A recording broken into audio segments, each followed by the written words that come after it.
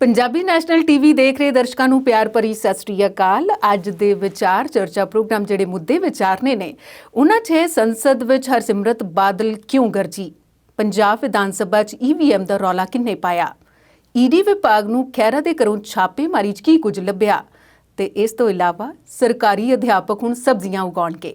ਇਹਨਾਂ ਮੁੱਦਿਆਂ ਦੇ ਨਾਲ ਕੁਝ ਹੋਰ ਮੁੱਦੇ ਵਿਚਾਰਾਂਗੇ ਆਪਣੇ ਮਾਹਿਰ ਮਹਿਮਾਨ ਦੇ ਨਾਲ। ਤੇ ਅੱਜ ਸਾਡੇ ਸਟੂਡੀਓ 'ਚ ਮੌਜੂਦ ਨੇ ਅਵਤਾਰ ਸਿੰਘ ਸ਼ੇਰਗਿੱਲ ਜੀ। ਅਵਤਾਰ ਜੀ, ਤੁਹਾਡਾ ਬਹੁਤ-ਬਹੁਤ ਸਵਾਗਤ ਅੱਜ ਦੇ ਪ੍ਰੋਗਰਾਮ 'ਚ। ਧੰਨਵਾਦ ਜੀ।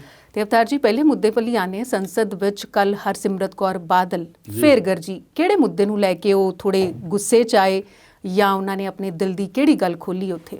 ਜੀ ਪਰਮਿੰਦਰ ਜੀ, ਕਈ ਵਾਰੀ ਆਗੂ ਜਿਹੜੇ ਆ ਉਹ ਸੱਤਾ 'ਚ ਰਹਿ ਕੇ ਉਹਨਾਂ ਜ਼ੋਰ ਸ਼ੋਰ ਨਾਲ ਨਹੀਂ ਮੁੱਦਾ ਉਠਾਲਦੇ ਜਾਂ ਸਰਕਾਰ ਦੇ ਖਿਲਾਫ ਨਹੀਂ ਬੋਲ ਪਾਉਂਦੇ। ਜੀ ਜਦੋਂ ਸੱਤਾ ਤੋਂ ਬਾਹਰ ਜਾਂ ਗੱਠਜੋੜ ਟੁੱਟ ਕੇ ਪਰੇ ਹੋ ਜਾਂਦੇ ਆ, ਵੱਖ ਹੋ ਜਾਂਦੇ ਆ, ਅਲੱਗ ਹੋ ਜਾਂਦੇ ਆ, ਫਿਰ ਉਹਨਾਂ ਨੂੰ ਵਾਕਈ ਸਾਰਿਆਂ ਦੀ ਯਾਦ ਆਉਣ ਲੱਗ ਪੈਂਦੀ ਹੈ। ਫਿਰ ਚਾਹੇ ਕਿਸਾਨ ਹੋਣ, ਚਾਹੇ ਕੋਈ ਵੀ ਵਰਗ ਹੋਵੇ, ਫਿਰ ਉਹਨਾਂ ਨੂੰ ਲੱਗਦਾ ਵੀ ਯਾਰ ਵਾਕਈ ਇਹਨਾਂ ਦੀ ਹੁਣ ਸਾਨੂੰ ਗੱਲ ਉਠਾਉਣੀ ਚਾਹੀਦੀ ਆ। ਕੋਈ ਗਾਹਾਂ ਸਾਡੀ ਸਿਆਸੀ ਜ਼ਮੀਨ ਵੀ ਤਿਆਰ ਕਰਨੀ ਹੈ ਜਿਹੜੀ ਕਿ ਖੁੱਸਦੀ ਜਾ ਰਹੀ ਸੀ ਜੀ।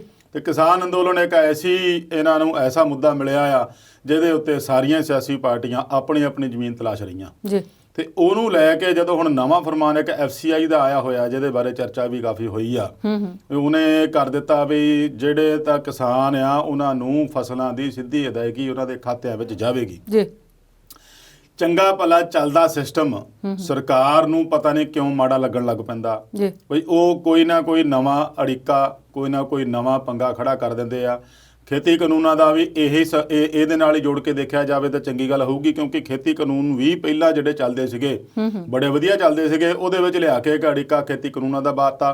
ਹੁਣ ਨਵਾਂ ਜਿਹੜਾ ਫਰਮਾਨ FCI ਦਾ ਉਹ ਵੀ ਆ ਵੀ ਜਿਹੜਾ ਮੰਡੀ ਸਿਸਟਮ ਚੱਲਣ ਡਿਆ, ਆੜ੍ਹਤੀਆਂ ਰਾਹੀਂ ਕਿਸਾਨਾਂ ਨੂੰ ਪੈਸੇ ਮਿਲ ਰਹੇ ਆ। ਕਿਸਾਨਾਂ ਨੇ ਕਦੀ ਵੀ ਇਸ ਗੱਲ ਦੀ ਗਿਲਾ ਜਾਂ ਰੋਸ ਜਾਂ ਵਿਰੋਧ ਨਹੀਂ ਕੀਤਾ ਵੀ ਸਾਨੂੰ ਪੈਸੇ ਨਹੀਂ ਮਿਲਦੇ ਆ।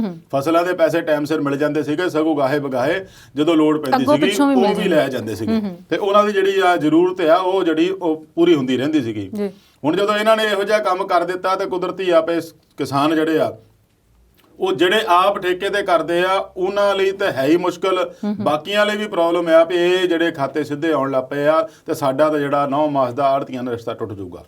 ਇਸੇ ਮੁੱਦੇ ਨੂੰ ਲੈ ਕੇ ਹਰਸਿਮਰਤ ਕੌਰ ਬਾਦਲ ਜਿਹੜੇ ਬਜਟ ਸੈਸ਼ਨ ਦਾ ਦੂਜਾ ਪੜਾਅ ਚੱਲ ਰਿਹਾ, ਉਹਦੇ ਦੂਸਰੇ ਦਿਨ ਪਹਿਲਾਂ ਤਾਂ ਤੇਲ ਕੀਮਤਾਂ ਨੂੰ ਲੈ ਕੇ ਕਾਫੀ ਹੰਗਾਮਾ ਹੋਇਆ। ਵਾਕਈ ਜਿਹੜੀ ਇਹ ਮਹਿੰਗਾਈ ਦਾ ਜਿਹੜਾ ਇਸ ਵੇਲੇ ਦੌਰ ਪੂਰੇ ਚਰਮ ਸੀਮਾ ਤੇ ਆ। ਤੇਲ ਕੀਮਤਾਂ ਦੇ ਵਧਣ ਨਾਲ, ਸਿਲੰਡਰਾਂ ਦੇ ਵਧਣ ਨਾਲ ਹੀ ਸਾਰੀ ਮਹਿੰਗਾਈ ਜਿਹੜੀ ਆ ਉਹ ਵੱਧ ਜਾਂਦੀ ਹੁੰਦੀ ਆ। ਉਹਦੇ ਦੌਰਾਨ ਹੀ ਹਰਸਿਮਰਤ ਵੱਲੋਂ ਸਰਕਾਰ ਨੂੰ ਇਸ ਕਦਰ ਆੜੇ ਹੱਥੀ ਲੈਣਾ ਪਏ ਜਿਹੜੇ 40% ਜਿਹੜੇ ਕਿਸਾਨ ਆ ਬੇਜ਼ਮੀਨੇ ਆ, ਉਹ ਹੋਰਨਾਂ ਕਿਸਾਨਾਂ ਦੀ ਜ਼ਮੀਨ ਠੇਕੇ ਤੇ ਲੈ ਕੇ ਜਾਂ ਜਿਹੜੇ ਬਾਹਰ NRI ਗਏ ਹੋ ਆ ਸਾਡੇ ਪੰਜਾਬੀ ਭਾਈਚਾਰਾ, ਉਹਨਾਂ ਦੀਆਂ ਜ਼ਮੀਨਾਂ ਠੇਕੇ ਤੇ ਲੈ ਕੇ ਬਾਉਂਦੇ ਬੀਜਦੇ ਆ। ਤੇ ਜਦੋਂ FCI ਨੇ ਕਿਹਾ ਵੀ ਤੁਹਾਨੂੰ ਜ਼ਮੀਨਾਂ ਦੀ ਜਮ੍ਹਾਂਬੰਦੀ ਦਰਜ ਕਰਾਉਣੀ ਪਊਗੀ, ਉਹਦੇ ਵਿੱਚ ਗੱਲ ਉੱਥੇ ਇਹ ਆ ਜਾਂਦੀ ਆ ਵੀ ਸਰਕਾਰ ਦਾ ਲੁਕਵਾਂ ਏਜੰਡਾ ਤਾਂ ਨਹੀਂ ਕਿਤੇ, ਫਿਰ MSP ਨੂੰ ਖਤਮ ਕਰਨ ਦਾ ਜਿਹੜਾ ਰੌਲਾ ਪੈ ਰਿਹਾ ਖੇਤੀ ਕਾਨੂੰਨਾਂ ਦੇ ਨਾਲ, ਔਰ ਉਹ ਫਿਰ ਸਰਕਾਰ ਬਾਰ-ਬਾਰ ਕਹਿ ਰਹੀ ਵੀ MSP ਹੈਗੀ ਸੀ ਰਹੇਗੀ, ਗੱਲਾਂ ਬਾਤਾਂ ਸਭ ਕੁਝ ਕਹੀ ਜਾ ਰਹੀ ਆ, ਪਰ ਜੋ ਹਾਲਾਤ ਪੈਦਾ ਹੋ ਰਹੇ ਆ, ਜੋ ਇਸ ਤਰੀਕੇ ਨਾਲ ਨਵੇਂ-ਨਵੇਂ ਫਰਮਾਨ ਜਾਰੀ ਹੋ ਰਹੇ ਆ, ਉਹਦੇ ਤੋਂ ਕਿਸਾਨਾਂ ਦੇ ਜਿਹੜੇ ਮਨ ਦੇ ਵਿੱਚ ਉਹ ਤੌਖਲੇ ਹੋਰ ਵਧੀ ਜਾ ਰਹੇ ਆ। ਵੀ ਹੁਣ ਆਪਾਂ ਤਾਂ MSP ਨੂੰ ਕਾਨੂੰਨੀ ਦਰਜਾ ਦਿਵਾਉਣ ਦੀ ਪੂਰੇ ਯਤਨ ਕਰ ਰਹੇ ਆ ਖੇਤੀ ਕਾਨੂੰਨ ਰੱਦ ਕਰਨ ਦੇ ਨਾਲ ਤੇ ਇਹ ਨਵੇਂ ਫਰਮਾਨ ਜਿਹੜੇ ਆ ਇਹ MSP ਨੂੰ ਖਤਮ ਕਰਨ ਵੱਲ ਹੋਰ ਅੱਗੇ ਕਦਮ ਵੱਧ ਰਹੀ ਆ ਸਰਕਾਰ। ਤੇ ਉਹਨੂੰ ਲੈ ਕੇ ਹਰਸਿਮਰਤ ਨੇ ਬਹੁਤ ਬੁਰੀ ਤਰ੍ਹਾਂ ਸਰਕਾਰ ਨੂੰ ਘੇਰਿਆ ਵੀ ਇਹ ਕਿਸਾਨਾਂ ਨੂੰ ਕਿਉਂ ਮਾਰਨ ਤੇ ਤੁਲੀ ਹੋਈ ਆ, ਕਿਉਂ ਇਸ ਤਰੀਕੇ ਨਾਲ ਨਵੇਂ-ਨਵੇਂ ਫਰਮਾਨ ਜਾਰੀ ਕਰਕੇ ਕਿਸਾਨਾਂ ਲਈ ਹੋਰ ਮੁਸ਼ਕਲਾਂ ਖੜੀਆਂ ਕਰ ਰਹੇ ਆ। ਚਾਹੀਦਾ ਤੇ ਇਹ ਆ ਵੀ ਜੇ 3, 4, 5 ਮਹੀਨੇ ਹੋ ਗਏ ਆ ਪੰਜਾਬ ਤੋਂ ਸ਼ੁਰੂ ਹੋਇਆ ਨੂੰ ਅੰਦੋਲਨ ਨੂੰ, ਸਰਕਾਰ ਉਸ ਦਾ ਹੱਲ ਲੱਭਣ ਦੀ ਬਜਾਏ ਜਿੰਨੀ ਗੰਭੀਰਤਾ ਨਾਲ ਇਹੋ ਜਿਹੇ ਕਦਮ ਚੁੱਕ ਰਹੀ ਆ, ਉਨੀ ਹੀ ਗੰਭੀਰਤਾ ਔਰ ਸੰਜੀਦਗੀ ਨਾਲ ਜੇ ਇਸ ਕਿਸਾਨੀ ਮਸਲੇ ਦਾ ਹੱਲ ਲੱਭਣ ਦੀ ਕੋਸ਼ਿਸ਼ ਕਰੇ ਤਾਂ ਮੈਨੂੰ ਲੱਗਦਾ ਨਹੀਂ ਵੀ ਇਹ ਅੰਦੋਲਨ ਜ਼ਿਆਦਾ ਚਿਰ ਚੱਲੇਗਾ ਤਾਂ ਔਰ ਕਿਸਾਨ ਉਹਨਾਂ ਦੀ ਗੱਲ ਮੰਨ ਜਾਣਗੇ। ਪਰ ਸਰਕਾਰ ਦੇ ਵਿੱਚ ਨੀਅਤ ਦੀ ਜਿਹੜੀ ਕਮੀ ਆ, ਨੀਅਤ ਦੀ ਖਰਾਬੀ ਆ, ਨੀਅਤ ਦੀ ਖੋਟ ਆ, ਉਹ ਇਹੋ ਜਿਹਾ ਕੋਈ ਚਾਹੁੰਦੀ ਨਹੀਂ ਗੰਭੀਰ ਕਦਮ ਚੁੱਕਣਾ, ਸਗੋਂ ਉਹਨਾਂ ਤੇ ਹੋਰ ਤਰੀਕੇ ਨਾਲ ਵਲਵਲੇਵੇਂ ਪਾ ਕੇ ਦਬਾਅ ਪਾ ਰਹੀ ਆ ਵੀ ਤੁਸੀਂ ਜੇ ਨਹੀਂ ਮੰਨੋਗੇ ਤੇ ਅਸੀਂ ਐ ਕਰ ਦਾਂਗੇ, ਜੀ। ਤੁਸੀਂ ਹੋਰ ਨਹੀਂ ਮੰਨੂਗੇ, ਅਸੀਂ ਹੋਰ ਦਬਾਅ ਪਾ ਲਾਂਗੇ। ਇਹ ਵੀ ਉਹਨਾਂ ਦਾ ਇੱਕ ਦਬਾਅ ਪਾਉਣ ਦਾ ਤਰੀਕਾ ਹੀ ਆ ਪਏ ਇਹਨਾਂ ਨੂੰ ਕਿਸੇ ਤਰੀਕੇ ਨਾਲ ਹੋਰ ਤੰਗ ਪਰੇਸ਼ਾਨ ਕੀਤਾ ਜਾਵੇ। ਹਰਸਿਮਰਤ ਨੇ ਤਾਂ ਜਿਹੜਾ ਘੇਰਿਆ ਪਰ ਉਹਨਾਂ ਦਾ ਜਿਹੜਾ ਜਵਾਬ ਦਿੱਤਾ ਉਹ ਪਿਊਸ਼ ਗੋਇਲ ਆ ਜਿਹੜੇ ਕਮਰਸ ਮੰਤਰੀ ਆ, ਨਾਲ ਰੇਲ ਮੰਤਰੀ ਵੀ ਆ, ਉਹ ਉਹਨਾਂ ਦਾ ਕਹਿਣਾ ਸੀਗਾ ਵੀ ਇਹ ਜਿਹੜਾ FCI ਦਾ ਫਰਮਾਨ ਹੁਣ ਦਾ ਨਹੀਂ ਹੈਗਾ, 3 ਸਾਲ ਪੁਰਾਣਾ, ਉਦੋਂ ਤੋਂ ਪ੍ਰਕਿਰਿਆ ਚੱਲ ਰਹੀ ਆ। ਪਿਛਲੇ ਸੀਜ਼ਨ ਜਿਹੜਾ ਸੀਗਾ ਫਸਲ ਦਾ, ਉਦੋਂ ਵੀ ਪੰਜਾਬ ਸਰਕਾਰ ਨੂੰ ਕਿਹਾ ਗਿਆ ਸੀ ਵੀ ਅਸੀਂ ਜਿਹੜੀ ਇਹ ਫਸਲ ਦੀ ਸਿੱਧੀ ਅਦਾਇਗੀ ਕਿਸਾਨਾਂ ਦੇ ਖਾਤਿਆਂ 'ਚ ਪਾਉਣੀ ਆ। ਤੇ ਕਹਿੰਦੇ ਪੰਜਾਬ ਸਰਕਾਰ ਨੇ ਉਦੋਂ ਇਹ ਕਹਿ ਕੇ ਟਾਲ ਦਿੱਤਾ ਸੀਗਾ ਵੀ KYC ਜਿਹੜੀਆਂ ਫਾਰਮੈਲਿਟੀਜ਼ ਜਿਹੜੀਆਂ ਆ ਉਹ ਪੂਰੀਆਂ ਹੋਣ ਨੂੰ ਟਾਈਮ ਲੱਗੇਗਾ ਜੇ ਜਮਾਬੰਦੀ ਚੜਨ ਨੂੰ ਜਾਂ ਜ਼ਮੀਨਾਂ ਦੇ ਉੱਤੇ ਜਿਹੜਾ ਰਿਕਾਰਡ ਆ ਉਹ KYC ਦੇ ਵਿੱਚ ਪਾਉਣ ਨੂੰ ਸਾਨੂੰ ਟਾਈਮ ਲੱਗੇਗਾ। ਇਸ ਕਰਕੇ ਕਹਿੰਦੇ ਪੰਜਾਬ ਸਰਕਾਰ ਨੇ ਇੱਕ ਫਸਲ ਦੀ ਹੋਰ ਇੱਕ ਮੋਹਲਤ ਮੰਗ ਲਈ ਸੀਗੀ ਵੀ ਅਗਲੀ ਜਿਹੜੀ ਕਣਕ ਦੀ ਫਸਲ ਆਊਗੀ ਉਦੋਂ ਇਹਨੂੰ ਕਰ ਲਿਆ ਜਾਵੇਗਾ। ਤੇ ਪਿਊਸ਼ ਗੋਇਲ ਨੇ ਨਾਲ ਇਹ ਵੀ ਕਿਹਾ ਵੀ ਜਦੋਂ ਇਹ ਪ੍ਰਕਿਰਿਆ ਦਾ ਅਮਲ ਸ਼ੁਰੂ ਹੋਇਆ ਸੀਗਾ ਉਦੋਂ ਹਰਸਿਮਰਤ ਹੁਣੇ ਕੈਬਨਿਟ ਮੰਤਰੀ ਸੀਗੇ, ਉਹਨਾਂ ਨੇ ਇਹਦਾ ਪੱਖ ਪੂਰਿਆ ਸੀਗਾ, ਉਹਨਾਂ ਦੇ ਹਮਾਇਤ ਕੀਤੀ ਸੀਗੀ। ਹੁਣ ਗੱਲ ਤਾਂ ਪਿਛਲੇ ਸਮੇਂ ਤੇ ਥੋੜਾ ਜਾਈਏ ਤਾਂ ਇਹ ਵੀ ਸੀਗਾ ਵੀ ਜਦੋਂ ਖੇਤੀ ਕਾਨੂੰਨਾਂ ਦਾ ਆਰਡੀਨੈਂਸ ਬਣਿਆ ਉਦੋਂ ਖੁਦ ਕੈਬਨਿਟ ਮੰਤਰੀ ਹਰਸਿਮਰਤ ਕੌਰ ਬਾਦਲ ਕੈਬਨਿਟ ਦੀ ਮੀਟਿੰਗ ਦੇ ਵਿੱਚ ਬੈਠੇ ਸੀ ਜਦੋਂ ਆਰਡੀਨੈਂਸ ਪਾਸ ਹੋਇਆ। ਉਸ ਤੋਂ ਬਾਅਦ ਉਹਨਾਂ ਨੇ ਇਹਦੀ ਪੈਰਵਾਈ ਬਹੁਤ ਕੀਤੀ ਵੀ ਹਾਂ ਵੀ ਬਹੁਤ ਅੱਛਾ ਆ, ਬਹੁਤ ਚੰਗੇ ਕਾਨੂੰਨ ਹੈ, ਜੇ ਆ ਉਹ ਆ। ਜਦੋਂ ਸਾਰਾ ਵਿਰੋਧ ਹੋਣ ਲੱਗਾ ਫਿਰ ਉਹਨਾਂ ਨੂੰ ਸਮਝ ਲੱਗ ਗਈ ਪਈ ਨਹੀਂ ਵੀ ਅਸੀਂ ਗਲਤ ਕੰਮ ਕਰ ਲਿਆ, ਵੀ ਇਹਦੇ ਖਿਲਾਫ ਜਾ ਰਹੀ ਸਾਰੀ ਗੱਲ, ਤੇ ਹੁਣ ਉਹ ਸਾਰਾ ਕਿਸਾਨਾਂ ਦੇ ਹੱਕ 'ਚ ਆ ਕੇ ਖੜ ਗਏ। ਪਿਊਸ਼ ਗੋਇਲ ਦਾ ਇਹ ਕਹਿਣਾ ਵੀ 3 ਸਾਲ ਪਹਿਲਾਂ, ਪਰ ਉਹਦਾ ਨਾਲ ਹੀ ਕਾਊਂਟਰ ਅਟੈਕ ਕਰਨਾ ਪਿਆ ਹਰਸਿਮਰਤ ਵੱਲੋਂ ਬਈ ਉਦੋਂ ਕੈਬਨਿਟ ਮੰਤਰੀ ਤੋਂ ਮੈਂ ਅਸਤੀਫਾ ਦੇ ਚੁੱਕੀ ਸੀ, ਗੱਠਜੋੜ ਟੁੱਟ ਚੁੱਕਾ ਸੀਗਾ, ਤੁਸੀਂ ਇਹ ਜਾਣਬੁੱਝ ਕੇ ਉਦੋਂ ਦਾ ਲਮਕਾਇਆ ਹੋਇਆ ਕੰਮ ਜਿਹੜਾ ਹੁਣ ਕਿਸਾਨ ਅੰਦੋਲਨ ਦੇ ਵੇ ਲਿਆ ਕੇ ਵਾੜਦੇ ਆ, ਉਹ ਇਹ ਕਿਸਾਨਾਂ ਨੂੰ ਪਰੇਸ਼ਾਨ ਕਰਨ ਲਈ ਆ, ਹੋਰ ਕੁਝ ਨਹੀਂ ਆ। ਭਾਜਪਾ ਵਾਲਿਆਂ ਦਾ ਸਾਰਿਆਂ ਦਾ ਇਹ ਕਹਿਣਾ, ਕੱਲੇ ਪਿਊਸ਼ ਗੋਇਲ ਦਾ ਨਹੀਂ, ਉਹਨਾਂ ਦਾ ਇਹ ਕਹਿਣਾ ਵੀ ਪਿਛਲੀ ਪ੍ਰਕਿਰਿਆ ਚੱਲੀ ਆਉਣ ਦੀ ਕੋਈ ਨਵੀਂ ਨਹੀਂ ਹੈਗੀ। ਜੇ ਡਿਜੀਟਲਾਈਜੇਸ਼ਨ ਕੀਤਾ ਹੈ ਤਾਂ 2014 ਤੋਂ ਪ੍ਰਧਾਨ ਮੰਤਰੀ ਮੋਦੀ ਹੋਰਾਂ ਨੇ ਸਾਰੇ ਦੇਸ਼ 'ਚ ਹੀ ਰੌਲਾ ਪਾਇਆ ਸੀਗਾ ਕਿ ਡਿਜੀਟਲ ਪੇਮੈਂਟ ਨੂੰ ਹੀ ਬੜਾਵਾ ਦੇਵਾਂਗੇ, ਕੈਸ਼ ਜਿਹੜੀ ਲੈਣ ਦੇਣ ਉਹ ਖਤਮ ਕਰਾਂਗੇ ਜਿੰਨਾ ਵੱਧ ਤੋਂ ਵੱਧ ਹੋ ਸਕੇ, ਤੇ ਚੈੱਕ ਰਾਹੀਂ ਪੇਮੈਂਟਾਂ ਵੀ ਹੋ ਰਹੀਆਂ ਸੀਗੀਆਂ। ਪਰ ਸਵਾਲ ਇਹ ਉੱਠਦਾ ਵੀ ਹੁਣ ਜਦੋਂ ਸਿਸਟਮ ਸਾਰਾ ਕੁਝ ਚੱਲਣ ਡਿਆ ਤਾਂ ਕੀ ਜਿਹੜੇ ਵਿਚਾਰੇ ਕਈ ਕਿਸਾਨ ਇਹੋ ਜਿਹੇ ਆ ਜਿਹੜੇ ਬਹੁਤੇ ਪੜ੍ਹੇ ਲਿਖੇ ਨਹੀਂ ਹੈਗੇ, ਉਹ ਆਪਣੇ KYC ਫਾਰਮ ਨੂੰ ਅਪਲੋਡ ਕਿਵੇਂ ਕਰਨਗੇ? ਉਹ ਜਿਹੜੀ ਆ ਅਦਾਇਗੀ ਦਾ ਕੰਮ ਹੁੰਦਾ ਆ ਖਾਤਿਆਂ ਦੇ ਵਿੱਚ, ਉਹਨੂੰ ਕਿਵੇਂ ਬਚਣਗੇ? ਆੜਤੀਆਂ ਦੇ ਨਾਲ ਜਿਹੜਾ ਉਹਨਾਂ ਦਾ ਸੰਬੰਧ ਚੱਲ ਰਿਹਾ ਉਹ ਕਿੱਦਾਂ ਚੱਲੂਗਾ? ਇਸ ਤਰ੍ਹਾਂ ਦੇ ਕਈ ਸਵਾਲ ਖੜੇ ਹੁੰਦੇ ਆ। ਜਿਹੜੇ NRI ਬਾਹਰ ਬੈਠੇ ਆ, ਜ਼ਮੀਨਾਂ ਉਹਨਾਂ ਦੇ ਨਾਂ ਆ, ਗਰਦਾਵਰੀਆਂ ਇੱਧਰ ਹੋਣ ਡੀਆਂ, ਇੰਤਕਾਲ ਉਹਨਾਂ ਦੇ ਨਾਂ ਚੜੇ ਹੋਆ, ਸਾਰਾ ਕੁਝ ਉਹਨਾਂ ਦੀ ਹੀ KYC ਚੜੀ ਜਾਣੀ ਆ। ਜਿਹੜਾ ਬੰਦਾ ਵਿਚਾਰਾ ਠੇਕੇ ਤੇ ਜ਼ਮੀਨ ਲੈ ਕੇ ਉਹਦੇ ਤੇ ਖੇਤੀ ਕਰਦਾ, ਮਿਹਨਤ ਕਰਦਾ, ਫਸਲ ਲੈ ਕੇ ਮੰਡੀ 'ਚ ਗਿਆ, ਸਾਰਾ ਦਿਨ 2 ਦਿਨ ਬੈਠਾ ਉੱਥੇ ਫਸਲ ਵੇਚਣ ਲਈ, ਤੇ ਉਹਦੇ ਪੱਲੇ ਤਾਂ ਕੁਝ ਨਹੀਂ ਪਿਆ, ਤਾਂ ਉਹ ਤਾਂ ਖਾਲੀ ਹੱਥ ਆ ਗਿਆ। ਫਿਰ ਉਹ ਦੇਖਦਾ ਰਹੂਗਾ ਵੀ ਹੁਣ ਜਿਹੜੇ ਮੇਰੇ ਮਾਲਕ ਖੇਤ ਦੇ ਮਾਲਕਾਂ ਦੇ ਖਾਤੇ 'ਚ ਕਦੋਂ ਪੈਸੇ ਆਉਂਦੇ ਆ, ਵੀ ਬਾਰ-ਬਾਰ ਫੋਨ ਕਰਕੇ ਬਾਹਰ ਬੈਠਿਆਂ ਨੂੰ ਪੁੱਛੂਗਾ ਵੀ ਭਾਈ ਪੈਸੇ ਆ ਗਏ, ਮੈਂ ਗਾਹਾਂ ਹੋਰ ਫਸਲ ਵੀ ਬੀਜਣੀ ਆ, ਤੇ ਉਹਨੂੰ ਇਸ ਗੱਲ ਦੀ ਅਨਿਸ਼ਚਿਤਤਾ ਬਣੀ ਰਹੂਗੀ। ਜੇ ਤੱਕ ਆੜ੍ਹਤੀਆਂ ਕੋਲ ਸੀਗਾ ਸੈਂਟਰ ਵੱਲੋਂ ਪੈਸੇ ਬੇਸ਼ੱਕ ਮਹੀਨਾ 2 ਮਹੀਨਾ ਲੇਟ ਆਉਣ, ਪਰ ਕਿਸਾਨਾਂ ਦੇ ਨਾਲ ਆੜ੍ਹਤੀਆਂ ਦਾ ਇਹੋ ਜਿਹਾ ਸੰਬੰਧ ਹੁੰਦਾ ਸੀਗਾ ਵੀ ਉਹ ਫਸਲ ਵੇਚਣ ਤੋਂ ਬੇਸ਼ੱਕ ਚਾਹੇ ਉਸੇ ਦਿਨ ਜਾਂ 1-2 ਦਿਨ ਜਦੋਂ ਵੀ ਤੈਅ ਹੁੰਦਾ ਆ ਆਪਸੀ ਮਿਊਚੁਅਲ ਅੰਡਰਸਟੈਂਡਿੰਗ ਨਾਲ ਉਹ ਪੈਸੇ ਲੈ ਲੈਂਦੇ ਸੀਗੇ ਤੇ ਆਪ ਦਾ ਕੰਮ ਚੱਲਦਾ ਰੱਖ ਲੈਂਦੇ ਸੀਗੇ, ਅਗਲੀ ਆਉਣ ਵਾਲੀ ਫਸਲ ਲਈ ਆਪਣੀ ਤਿਆਰੀ ਕਰ ਲੈਂਦੇ ਸੀ। ਹੁਣ ਉਹਨਾਂ ਨੂੰ ਇਹ ਝਾਕ ਰਹੂਗੀ ਉਹ ਦੂਜਾ ਪੈਸੇ ਆਏ ਖਾਤਿਆਂ 'ਚ ਕਿ ਨਹੀਂ ਆਏ। ਜੇ ਆਏ ਆ ਤਾਂ ਫਿਰ ਉਹਨਾਂ ਨੂੰ ਪੁੱਛੂਗਾ ਬਾਰ-ਬਾਰ, ਉਹ ਅਗਲੇ ਬਾਹਰਲਿਆਂ ਕੋਲ ਕਿੰਨਾ ਕੁ ਟਾਈਮ ਹੈ ਕੋਈ ਆਪਣੇ ਇੰਡੀਆ ਦੇ ਖਾਤੇ ਚੈੱਕ ਕਰਦੇ ਰਹਿਣ? ਆਉਣੇ ਤਾਂ ਉਹਨਾਂ ਦੇ ਇੰਡੀਆ ਦੇ ਖਾਤੇ 'ਚ ਹੀ ਆ ਨਾ, ਤੇ ਉਹ ਬਾਹਰਲਿਆਂ ਨੂੰ ਕੋਲ ਇੰਨਾ ਸਮਾਂ ਕਿੱਥੇ ਆ ਵੀ ਬਾਰ-ਬਾਰ ਆਪਣੇ ਕਿਸੇ ਰਿਸ਼ਤੇਦਾਰ ਨੂੰ ਕਹਿਣ, ਜਾਂ ਉਹਨਾਂ ਦੇ ਵਿੱਚ ਕੋਈ ਇਹੋ ਜਿਹਾ ਸਿਸਟਮ ਹੁੰਦਾ, ਕਿਉਂਕਿ ਬੈਂਕਾਂ ਦਾ ਅੱਜ ਕੱਲ੍ਹ ਤਾਂ ਮੈਸੇਜ ਆ ਜਾਂਦਾ ਮੋਬਾਈਲਾਂ ਦੇ ਉੱਤੇ ਵੀ ਇੰਨੇ ਤੁਹਾਡੇ ਕ੍ਰੈਡਿਟ ਹੋ ਗਏ ਤੇ ਇੰਨੇ ਡੈਬਿਟ ਹੋ ਗਏ, ਤੇ ਉਹ ਵੀ ਤਾਂ ਉਹਨਾਂ ਨੂੰ ਪੁੱਛਣਾ ਪਊਗਾ ਨਾ। ਫਿਰ ਉਹਦੇ ਵਿੱਚ ਦੇਖਣਗੇ ਭਾਈ ਇਹਨੂੰ ਕਿੰਨੇ ਦੇ ਕੇ ਆਉਣੇ ਆ। ਇਹ ਸਾਰਾ ਜਿਹੜਾ ਰੋਲ ਘਚੋਲਾ ਇਸ ਤਰੀਕੇ ਨਾਲ ਪੈਣਾ ਆ ਵੀ ਕਿਸਾਨ ਜਿਹੜਾ ਆ ਪਹਿਲਾਂ ਪਰੇਸ਼ਾਨੀ ਦੇ ਵਿੱਚ ਆ, ਇਹਨੂੰ ਹੋਰ ਪਰੇਸ਼ਾਨੀ ਦੇ ਸਬਬ ਵਿੱਚ ਧੱਕੇ ਜਾ ਰਿਹਾ ਆ। ਜੀ ਅਵਤਾਰ ਜੀ, ਬੜੇ ਵਿਸਥਾਰ ਨਾਲ ਤੁਸੀਂ ਇਸ ਮੁੱਦੇ ਤੇ ਆਪਣੇ ਵਿਚਾਰ ਸਾਂਝੇ ਕੀਤੇ ਨੇ, ਪਰ ਇਹਦੇ ਨਾਲ ਜੁੜਿਆ ਇੱਕ ਹੋਰ ਮੁੱਦਾ ਹੈ। ਮੋਦੀ ਸਰਕਾਰ ਕਹਿੰਦੀ ਸੀ ਵੀ ਅਸੀਂ ਨੌਕਰੀਆਂ ਦੇਵਾਂਗੇ, ਨੌਕਰੀਆਂ ਪੜ੍ਹਿਆਂ ਲਿਖਿਆਂ ਨੂੰ ਤਾਂ ਨਹੀਂ ਮਿਲ ਰਹੀਆਂ, ਉੱਤੋਂ ਮਜ਼ਦੂਰ ਬੇਰੁਜ਼ਗਾਰ ਹੋ ਰਹੇ ਨੇ ਆ FCI ਦੇ ਨਵੇਂ ਫਰਮਾਨ ਦੇ ਨਾਲ, ਸ਼ੈਲਰ ਬੰਦ ਹੋ ਰਹੇ ਨੇ। ਇਹ ਪੂਰਾ ਮਾਮਲਾ ਸਮਝਾਓ ਜ਼ਰਾ। ਇਹ FCI ਦਾ ਹੀ ਇੱਕ ਜਿਹੜਾ ਫਰਮਾਨ ਸੀਗਾ ਵੀ ਸਿੱਧੀ ਅਦਾਇਗੀ ਵਾਲਾ, ਨਾਲ ਦੀ ਨਾਲ ਇਹਨਾਂ ਨੇ ਚੌਲਾਂ ਦੇ ਜਿਹੜੇ ਸ਼ੈਲਰ ਮਾਲਕ ਆ, ਰਾਈਸ ਮਿਲਰ ਆ, ਉਹਨਾਂ ਨੂੰ ਵੀ ਫਰਮਾਨ ਜਾਰੀ ਕਰਤਾ ਪਏ ਹੁਣ ਜਿਹੜੇ ਚੌਲ ਆ ਅਸੀਂ ਉਹ ਫੋਰਟੀਫਾਈਡ ਚੌਲ ਲੈਵਾਂਗੇ। ਫੋਰਟੀਫਾਈਡ ਦਾ ਮਤਲਬ ਹੁੰਦਾ ਉਹਦੇ ਵਿੱਚ ਪ੍ਰੋਟੀਨ ਔਰ ਨਿਊਟ੍ਰੀਸ਼ਨ ਵਗੈਰਾ ਜਿਹੜੇ ਪੌਸ਼ਟਿਕ ਤੱਤ ਆ ਉਹ ਐਕਸਟਰਾ ਪਾਉਣੇ ਆ। ਹੁਣ ਉਹ ਵਿਚਾਰਿਆਂ ਕੋਲ ਜਿਨ੍ਹਾਂ ਦੇ ਪਹਿਲਾਂ ਹੀ ਰਾਈਸ ਮਿਲਰ ਚੱਲਣ ਡਿਆ, ਨਵੀਆਂ ਮਸ਼ੀਨਾਂ ਲਾਉਣ ਲਈ ਪੈਸਾ ਕਿੱਥੇ ਆ? ਫਿਰ ਇਹ ਵੀ ਯਕੀਨ ਨਹੀਂ ਹੈਗਾ ਵੀ ਇਸ ਸਾਲ ਹੀ ਲੈਣਗੇ, ਅਗਲੇ ਸਾਲ ਲੈਣੇ ਆ। ਤਾਂ ਉਹਦੇ ਕਰਕੇ 1 ਮਾਰਚ ਤੋਂ ਸ਼ੈਲਰ ਵੀ ਬੰਦ ਆ, ਰਾਈਸ ਮਿਲ ਬੰਦ ਆ। ਸ਼ੈਲਰ ਉਦਯੋਗ ਜਿਹੜਾ ਪਹਿਲਾਂ ਹੀ ਕਰੋਨਾ ਕਰਕੇ ਇੰਨਾ ਘਾਟੇ 'ਚ ਸੀ, ਹੁਣ ਫੇਰ ਉਦਯੋਗ ਉਹਨੂੰ ਧੱਕਾ ਲੱਗ ਰਿਹਾ, ਉਹਨੂੰ ਸੈਟਬੈਕ ਪੈ ਰਹੀ ਆ ਤੇ ਹੁਣ ਉਹ ਸ਼ੈਲਰ ਉਦਯੋਗ ਬੰਦ ਹੋ ਰਹੇ ਆ, ਕੁਝ ਹੋ ਗਏ ਆ। ਉਹਨੂੰ ਲੈ ਕੇ ਜਿਹੜੇ ਮਜ਼ਦੂਰ ਉੱਥੇ ਕੰਮ ਕਰਦੇ ਸੀ ਹੁਣ ਵਿਹਲੇ ਵਿਚਾਰੇ ਕੀ ਕਰਨ?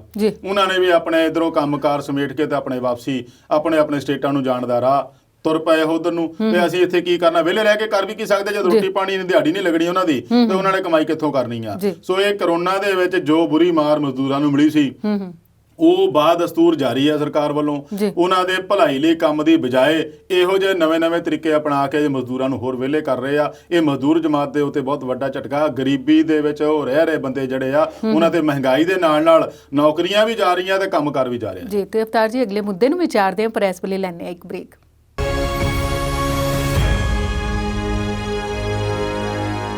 ਬ੍ਰੇਕ ਤੋਂ ਬਾਅਦ ਵਿਚਾਰ ਚਰਚਾ ਪ੍ਰੋਗਰਾਮ 'ਚ ਫਿਰ ਤੋਂ ਸਵਾਗਤ ਕਰਦੇ ਹਾਂ। ਸ਼ੇਰਗਿੱਲ ਜੀ, ਅਗਲੇ ਮੁੱਦੇ ਵੱਲ ਆਈਏ। ਸੰਸਦ ਤੋਂ ਬਾਅਦ ਆਪਣੇ ਪੰਜਾਬ ਵਿਧਾਨ ਸਭਾ ਦੀ ਗੱਲ ਕਰੀਏ ਤੇ ਕੱਲ ਵਿਧਾਨ ਸਭਾ 'ਚ ਬਾਕੀ ਮੁੱਦਿਆਂ ਦੇ ਨਾਲ EVM ਦਾ ਰੌਲਾ ਕਿੰਨੇ ਪਾਇਆ? EVM ਦਾ ਰੌਲਾ ਪੰਜਾਬ ਵਿਧਾਨ ਸਭਾ 'ਚ ਪਹਿਲੀ ਵਾਰੀ ਉੱਠਿਆ ਜੀ।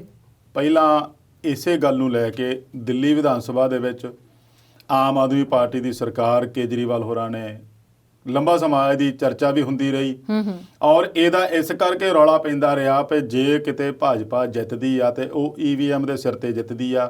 ਇਹਦੇ ਵਿੱਚ ਬਹੁਤ ਖਾਮੀਆਂ ਦਾ ਜ਼ਿਕਰ ਵੀ ਕੀਤਾ ਗਿਆ, ਚਰਚਾ ਹੁੰਦੀ ਰਹੀ ਪਏ ਇਹਨੂੰ ਮੈਨੀਪੂਲੇਟ ਕਰ ਲਿਆ ਜਾਂਦਾ ਆ EVM ਨੂੰ, ਬਈ ਜੇ ਪੇਪਰ ਬੈਲਟ ਰਾਹੀਂ ਪਾਏ ਜਾਣ ਤਾਂ ਫਿਰ ਉਹਨੂੰ ਮੈਨੀਪੂਲੇਟ ਨਹੀਂ ਕੀਤਾ ਜਾ ਸਕਦਾ। EVM ਦੇ ਵਿੱਚ ਕਈਆਂ ਥਾਵਾਂ ਤੋਂ ਸ਼ਿਕਾਇਤਾਂ ਵੀ ਆਈਆਂ ਸੀਗੀਆਂ ਵੀ ਜਦੋਂ ਕੋਈ ਬਟਨ ਦੱਬਦੇ ਆ ਤਾਂ ਪੀਪ ਜੀ ਆਵਾਜ਼ ਆਉਂਦੀ ਆ ਤਾਂ ਉਹ ਇੱਕੋ ਪਾਰਟੀ ਨੂੰ ਵੋਟ ਜਾਂਦੀ ਆ। ਇਹੋ ਜਿਹੀਆਂ ਸ਼ਿਕਾਇਤਾਂ ਬਹੁਤ ਥਾਵਾਂ ਤੋਂ ਪਿਛਲੇ ਲੰਬੇ ਸਮੇਂ ਤੋਂ ਆ ਰਹੀਆਂ। ਇਹ ਵੀ ਸਵਾਲ ਉੱਠ ਰਹੇ ਸੀਗੇ ਕਿ ਵਿਦੇਸ਼ਾਂ ਦੇ ਵਿੱਚ EVM ਨੂੰ ਫੇਲ ਕਰ ਦਿੱਤਾ ਗਿਆ, ਉੱਥੇ ਹੁਣ ਪੇਪਰ ਬੈਲਟ ਨਾਲ ਵੋਟਾਂ ਪੈ ਰਹੀਆਂ ਤੇ ਆਪਾਂ ਉਸ ਸਿਸਟਮ ਨੂੰ ਕਿਉਂ ਅਪਣਾ ਰਹੇ ਆ? ਵੀ ਇਹ ਤਾਂ ਫਿਰ ਇੱਕ ਪਾਰਟੀ ਦੀ ਧਿਰ ਰਹਿ ਜਾਊਗੀ। ਇਹੋ ਜਿਹੇ ਦੋਸ਼ ਵਿਰੋਧੀ ਧਿਰ ਵੱਲੋਂ ਲਗਾਤਾਰ 2014 ਤੋਂ ਹੁਣ ਤੱਕ ਲੱਗਦੇ ਆ ਰਹੇ ਆ।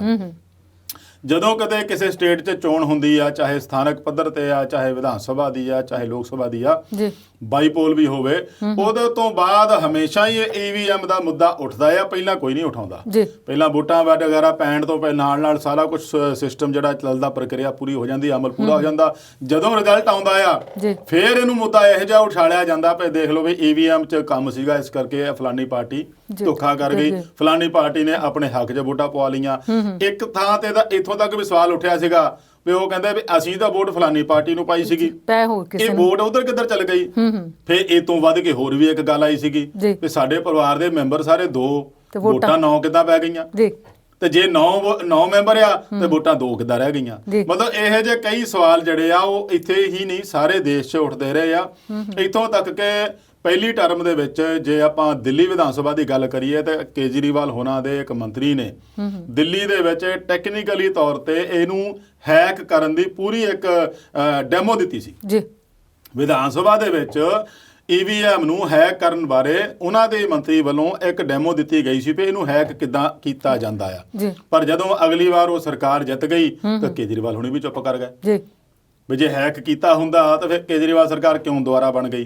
ਤੇ ਇਸ ਗੱਲ ਨੂੰ ਲੈ ਕੇ ਉਹ ਚੁੱਪ ਕਰ ਗਏ। ਹੁਣ ਇਹ ਨਹੀਂ ਪਤਾ ਵੀ ਉਹ ਇਸ ਗੱਲ ਨੂੰ ਯਕੀਨ ਕਰ ਗਏ ਵੀ ਨਹੀਂ EVM ਸਹੀ ਆ, ਤੇ ਜਾਂ ਜਦੋਂ ਹੁਣ ਪੰਜਾਬ ਚੋਣਾਂ ਆਉਣੀਆਂ ਤਾਂ ਫਿਰ ਇਹਨੂੰ ਉਠਾ ਲੈਣਗੇ ਵੀ ਨਹੀਂ ਵੀ ਹੁਣ ਸਹੀ ਨਹੀਂ ਹੈਗਾ। ਮਤਲਬ ਕਹਿਣ ਦਾ ਵੀ ਜੇ ਕੋਈ ਚੀਜ਼ ਜਿਸ ਮੁੱਦੇ ਨੂੰ ਉਠਾਲਦੇ ਆ ਉਹਨੂੰ ਮੌਕਾ ਦੇਖ ਕੇ ਨਾ ਉਠਾਓ ਵੀ ਤੁਸੀਂ ਹੁਣ ਵੋਟਾਂ ਆ ਗਈਆਂ ਤਾਂ ਹੁਣੇ ਚੁੱਕ ਲਓ ਕੰਮ ਨੂੰ ਤੇ 4 ਸਾਲ ਆਰਾਮ ਨਾਲ ਬਹਿ ਜਾਓ, ਦੁਬਾਰਾ ਵੋਟਾਂ ਆਉਣਗੀਆਂ ਤਾਂ ਠੀਕ ਆ ਜਾਂਦੇ ਲੱਗੋ। ਤੁਹਾਨੂੰ ਯਾਦ ਹੋਊਗਾ ਵੀ ਕਿਸਾਨ ਅੰਦੋਲਨ ਦੇ ਵਿੱਚ ਵੀ ਸੁਪਰੀਮ ਕੋਰਟ ਦੇ ਇੱਕ ਵਕੀਲ ਆ, ਉਹ ਵੀ ਬਾਰ-ਬਾਰ ਇਸ ਗੱਲ ਨੂੰ ਉਠਾ ਰਹੇ ਸੀਗੇ ਕਿ ਸਾਰਾ ਜਿਹੜਾ ਇਹ ਮਾਮਲਾ ਆ ਇਹ ਰੋਲ ਘਚੋਲਾ ਸਾਰਾ EVM ਦਾ ਹੀ ਆ। ਜੇ ਦੇਸ਼ ਵਿੱਚ EVM ਨੂੰ ਖਤਮ ਕਰਕੇ ਪੇਪਰ ਬੈਲਟਾਂ ਦਾ ਕੰਮ ਸ਼ੁਰੂ ਹੋ ਜਾਏ ਤਾਂ ਫਿਰ ਉਹਨਾਂ ਦਾ ਵੀ ਕਹਿਣਾ ਸੀਗਾ ਵੀ BJP ਦੁਬਾਰਾ ਸੱਤਾ 'ਚ ਨਹੀਂ ਆ ਸਕਦੀ। ਹੁਣ BJP ਵਾਲੇ ਵੀ ਕਈ ਵਾਰੀ ਕਹਿ ਚੁੱਕੇ ਆ ਵੀ ਤੁਸੀਂ ਪ੍ਰੂਵ ਕਰਕੇ ਦਿਖਾ ਲਓ ਇਹਨੂੰ। ਇਹ ਤਾਂ ਬਹੁਤ ਵਧੀਆ ਤਰੀਕੇ ਨਾਲ ਬਣੀ ਹੋਆ।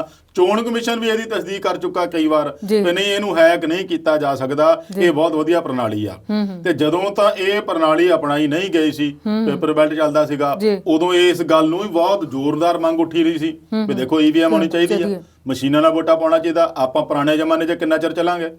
ਪੁਰਾਣੇ ਪਿਛਲੇ ਸਦੀ ਵਾਲੀ ਕੰਮ ਦੁਬਾਰਾ ਨਵੇਂ ਸਦੀ 'ਚ ਕਿਵੇਂ ਚੱਲੂਗਾ? ਨਵੀਂ ਟੈਕਨੋਲੋਜੀ ਅਪਣਾਉਣੀ ਚਾਹੀਦੀ ਆ। ਇਹ ਦੋਨੇ ਤਿੰਨੇ ਗੱਲਾਂ ਜਿਹੜੀਆਂ ਨਾ ਇਹ ਰਲਦੀਆਂ ਰਹੀਆਂ।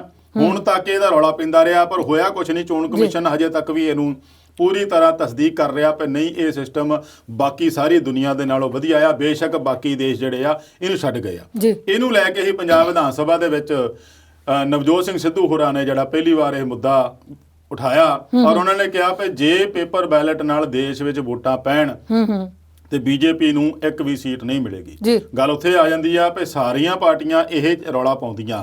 ਮੰਨ ਲਓ ਅੱਜ ਸੱਤਾ ਤਬਦੀਲ ਹੋ ਜਾਂਦੀ ਆ, ਉਹਦੇ ਤੇ ਹੋਰ ਕਿਸੇ ਪਾਰਟੀ ਦਾ ਰਾਜ ਆ ਜਾਂਦਾ, ਇਸੇ ਈਵੀਐਮ ਮਸ਼ੀਨਾਂ ਰਾਹੀਂ ਆ ਜਾਂਦਾ, ਤਾਂ ਕੀ ਉਹ ਨਵੀਂ ਸਰਕਾਰ ਆਉਣ ਤੇ ਮੁੜ ਕੇ ਇਸ ਮੁੱਦਾ ਉਠਾ ਲੂਗੀ?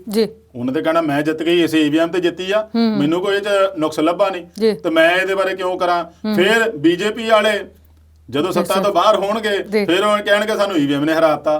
ਤੇ ਇਹਦੇ ਲਈ ਚੀਜ਼ ਹੈ ਤਾਂ ਚਰਚਾ ਦਾ ਵਿਸ਼ਾ ਜ਼ਰੂਰ ਹੈਗਾ। ਟੈਕਨੀਕਲੀ ਇਹਦੇ ਬਾਰੇ ਇੰਜੀਨੀਅਰ ਬੈਠੇ ਆ, ਹੋਰ ਜਿਹੜੇ ਵੱਡੇ ਵੱਡੇ ਇਹਦੇ ਚ ਟੈਕਨੋਲੋਜੀ ਦੇ ਮਾਹਰ ਆ, ਉਹਨਾਂ ਦੇ ਨਾਲ ਇਹ ਚੀਜ਼ ਦੇਖਣੀ ਚਾਹੀਦੀ ਆ ਵੀ ਵਾਕਈ ਇਹਦੇ ਵਿੱਚ ਕੋਈ ਇਦਾਂ ਦੀ ਗੱਲ ਹੋ ਸਕਦੀ ਆ ਵੀ ਹਾਂ ਵੀ ਇੱਕ ਪਾਰਟੀ ਨੂੰ ਵੋਟ ਪੈ ਜਾਏ, ਜਾਂ ਇਹਨੂੰ ਕਿਸੇ ਤਰੀਕੇ ਨਾਲ ਹੈਕ ਹੋ ਸਕਦਾ ਆ, ਜਾਂ ਜੋ ਦੋਸ਼ ਲੋਕ ਵੀ ਲਾ ਰਹੇ ਆ ਤਾਂ ਪਾਰਟੀਆਂ ਵੀ ਲਾ ਰਹੇ ਆ, ਉਹ ਕਿਸ ਹੱਦ ਤੱਕ ਸਹੀ ਆ। ਇਹ ਚੋਣ ਕਮਿਸ਼ਨ ਨੂੰ ਇਹ ਚਰਚਾ ਦਾ ਵਿਸ਼ਾ ਹੈ। ਇਹਦੇ ਲਈ ਸਾਰੀ ਪਾਰਟੀਆਂ ਨੂੰ ਕੇ ਸਾਰੀਆਂ ਪਾਰਟੀਆਂ ਦੇ ਨੁਮਾਇੰਦਿਆਂ ਨੂੰ ਲੈ ਕੇ ਇਹਦੇ ਪ੍ਰਤੀ ਜਿਹੜੇ ਸ਼ੰਕੇ ਆ ਉਹ ਦੂਰ ਕਰਨੇ ਚਾਹੀਦੇ ਆ। ਜੀ, ਸ਼ੰਕੇ ਤਾਂ ਮੈਨੂੰ ਲੱਗਦਾ ਹੈ ਕਿ ਚੋਣਾਂ ਤੋਂ ਪਹਿਲਾਂ ਹੀ ਨਿਬੜ ਜਾਣੇ ਚਾਹੀਦੇ ਨੇ ਤਾਂ ਕਿ ਚੋਣਾਂ ਸਮੂਥਲੀ ਹੋ ਜਾਣ, ਹਨਾ।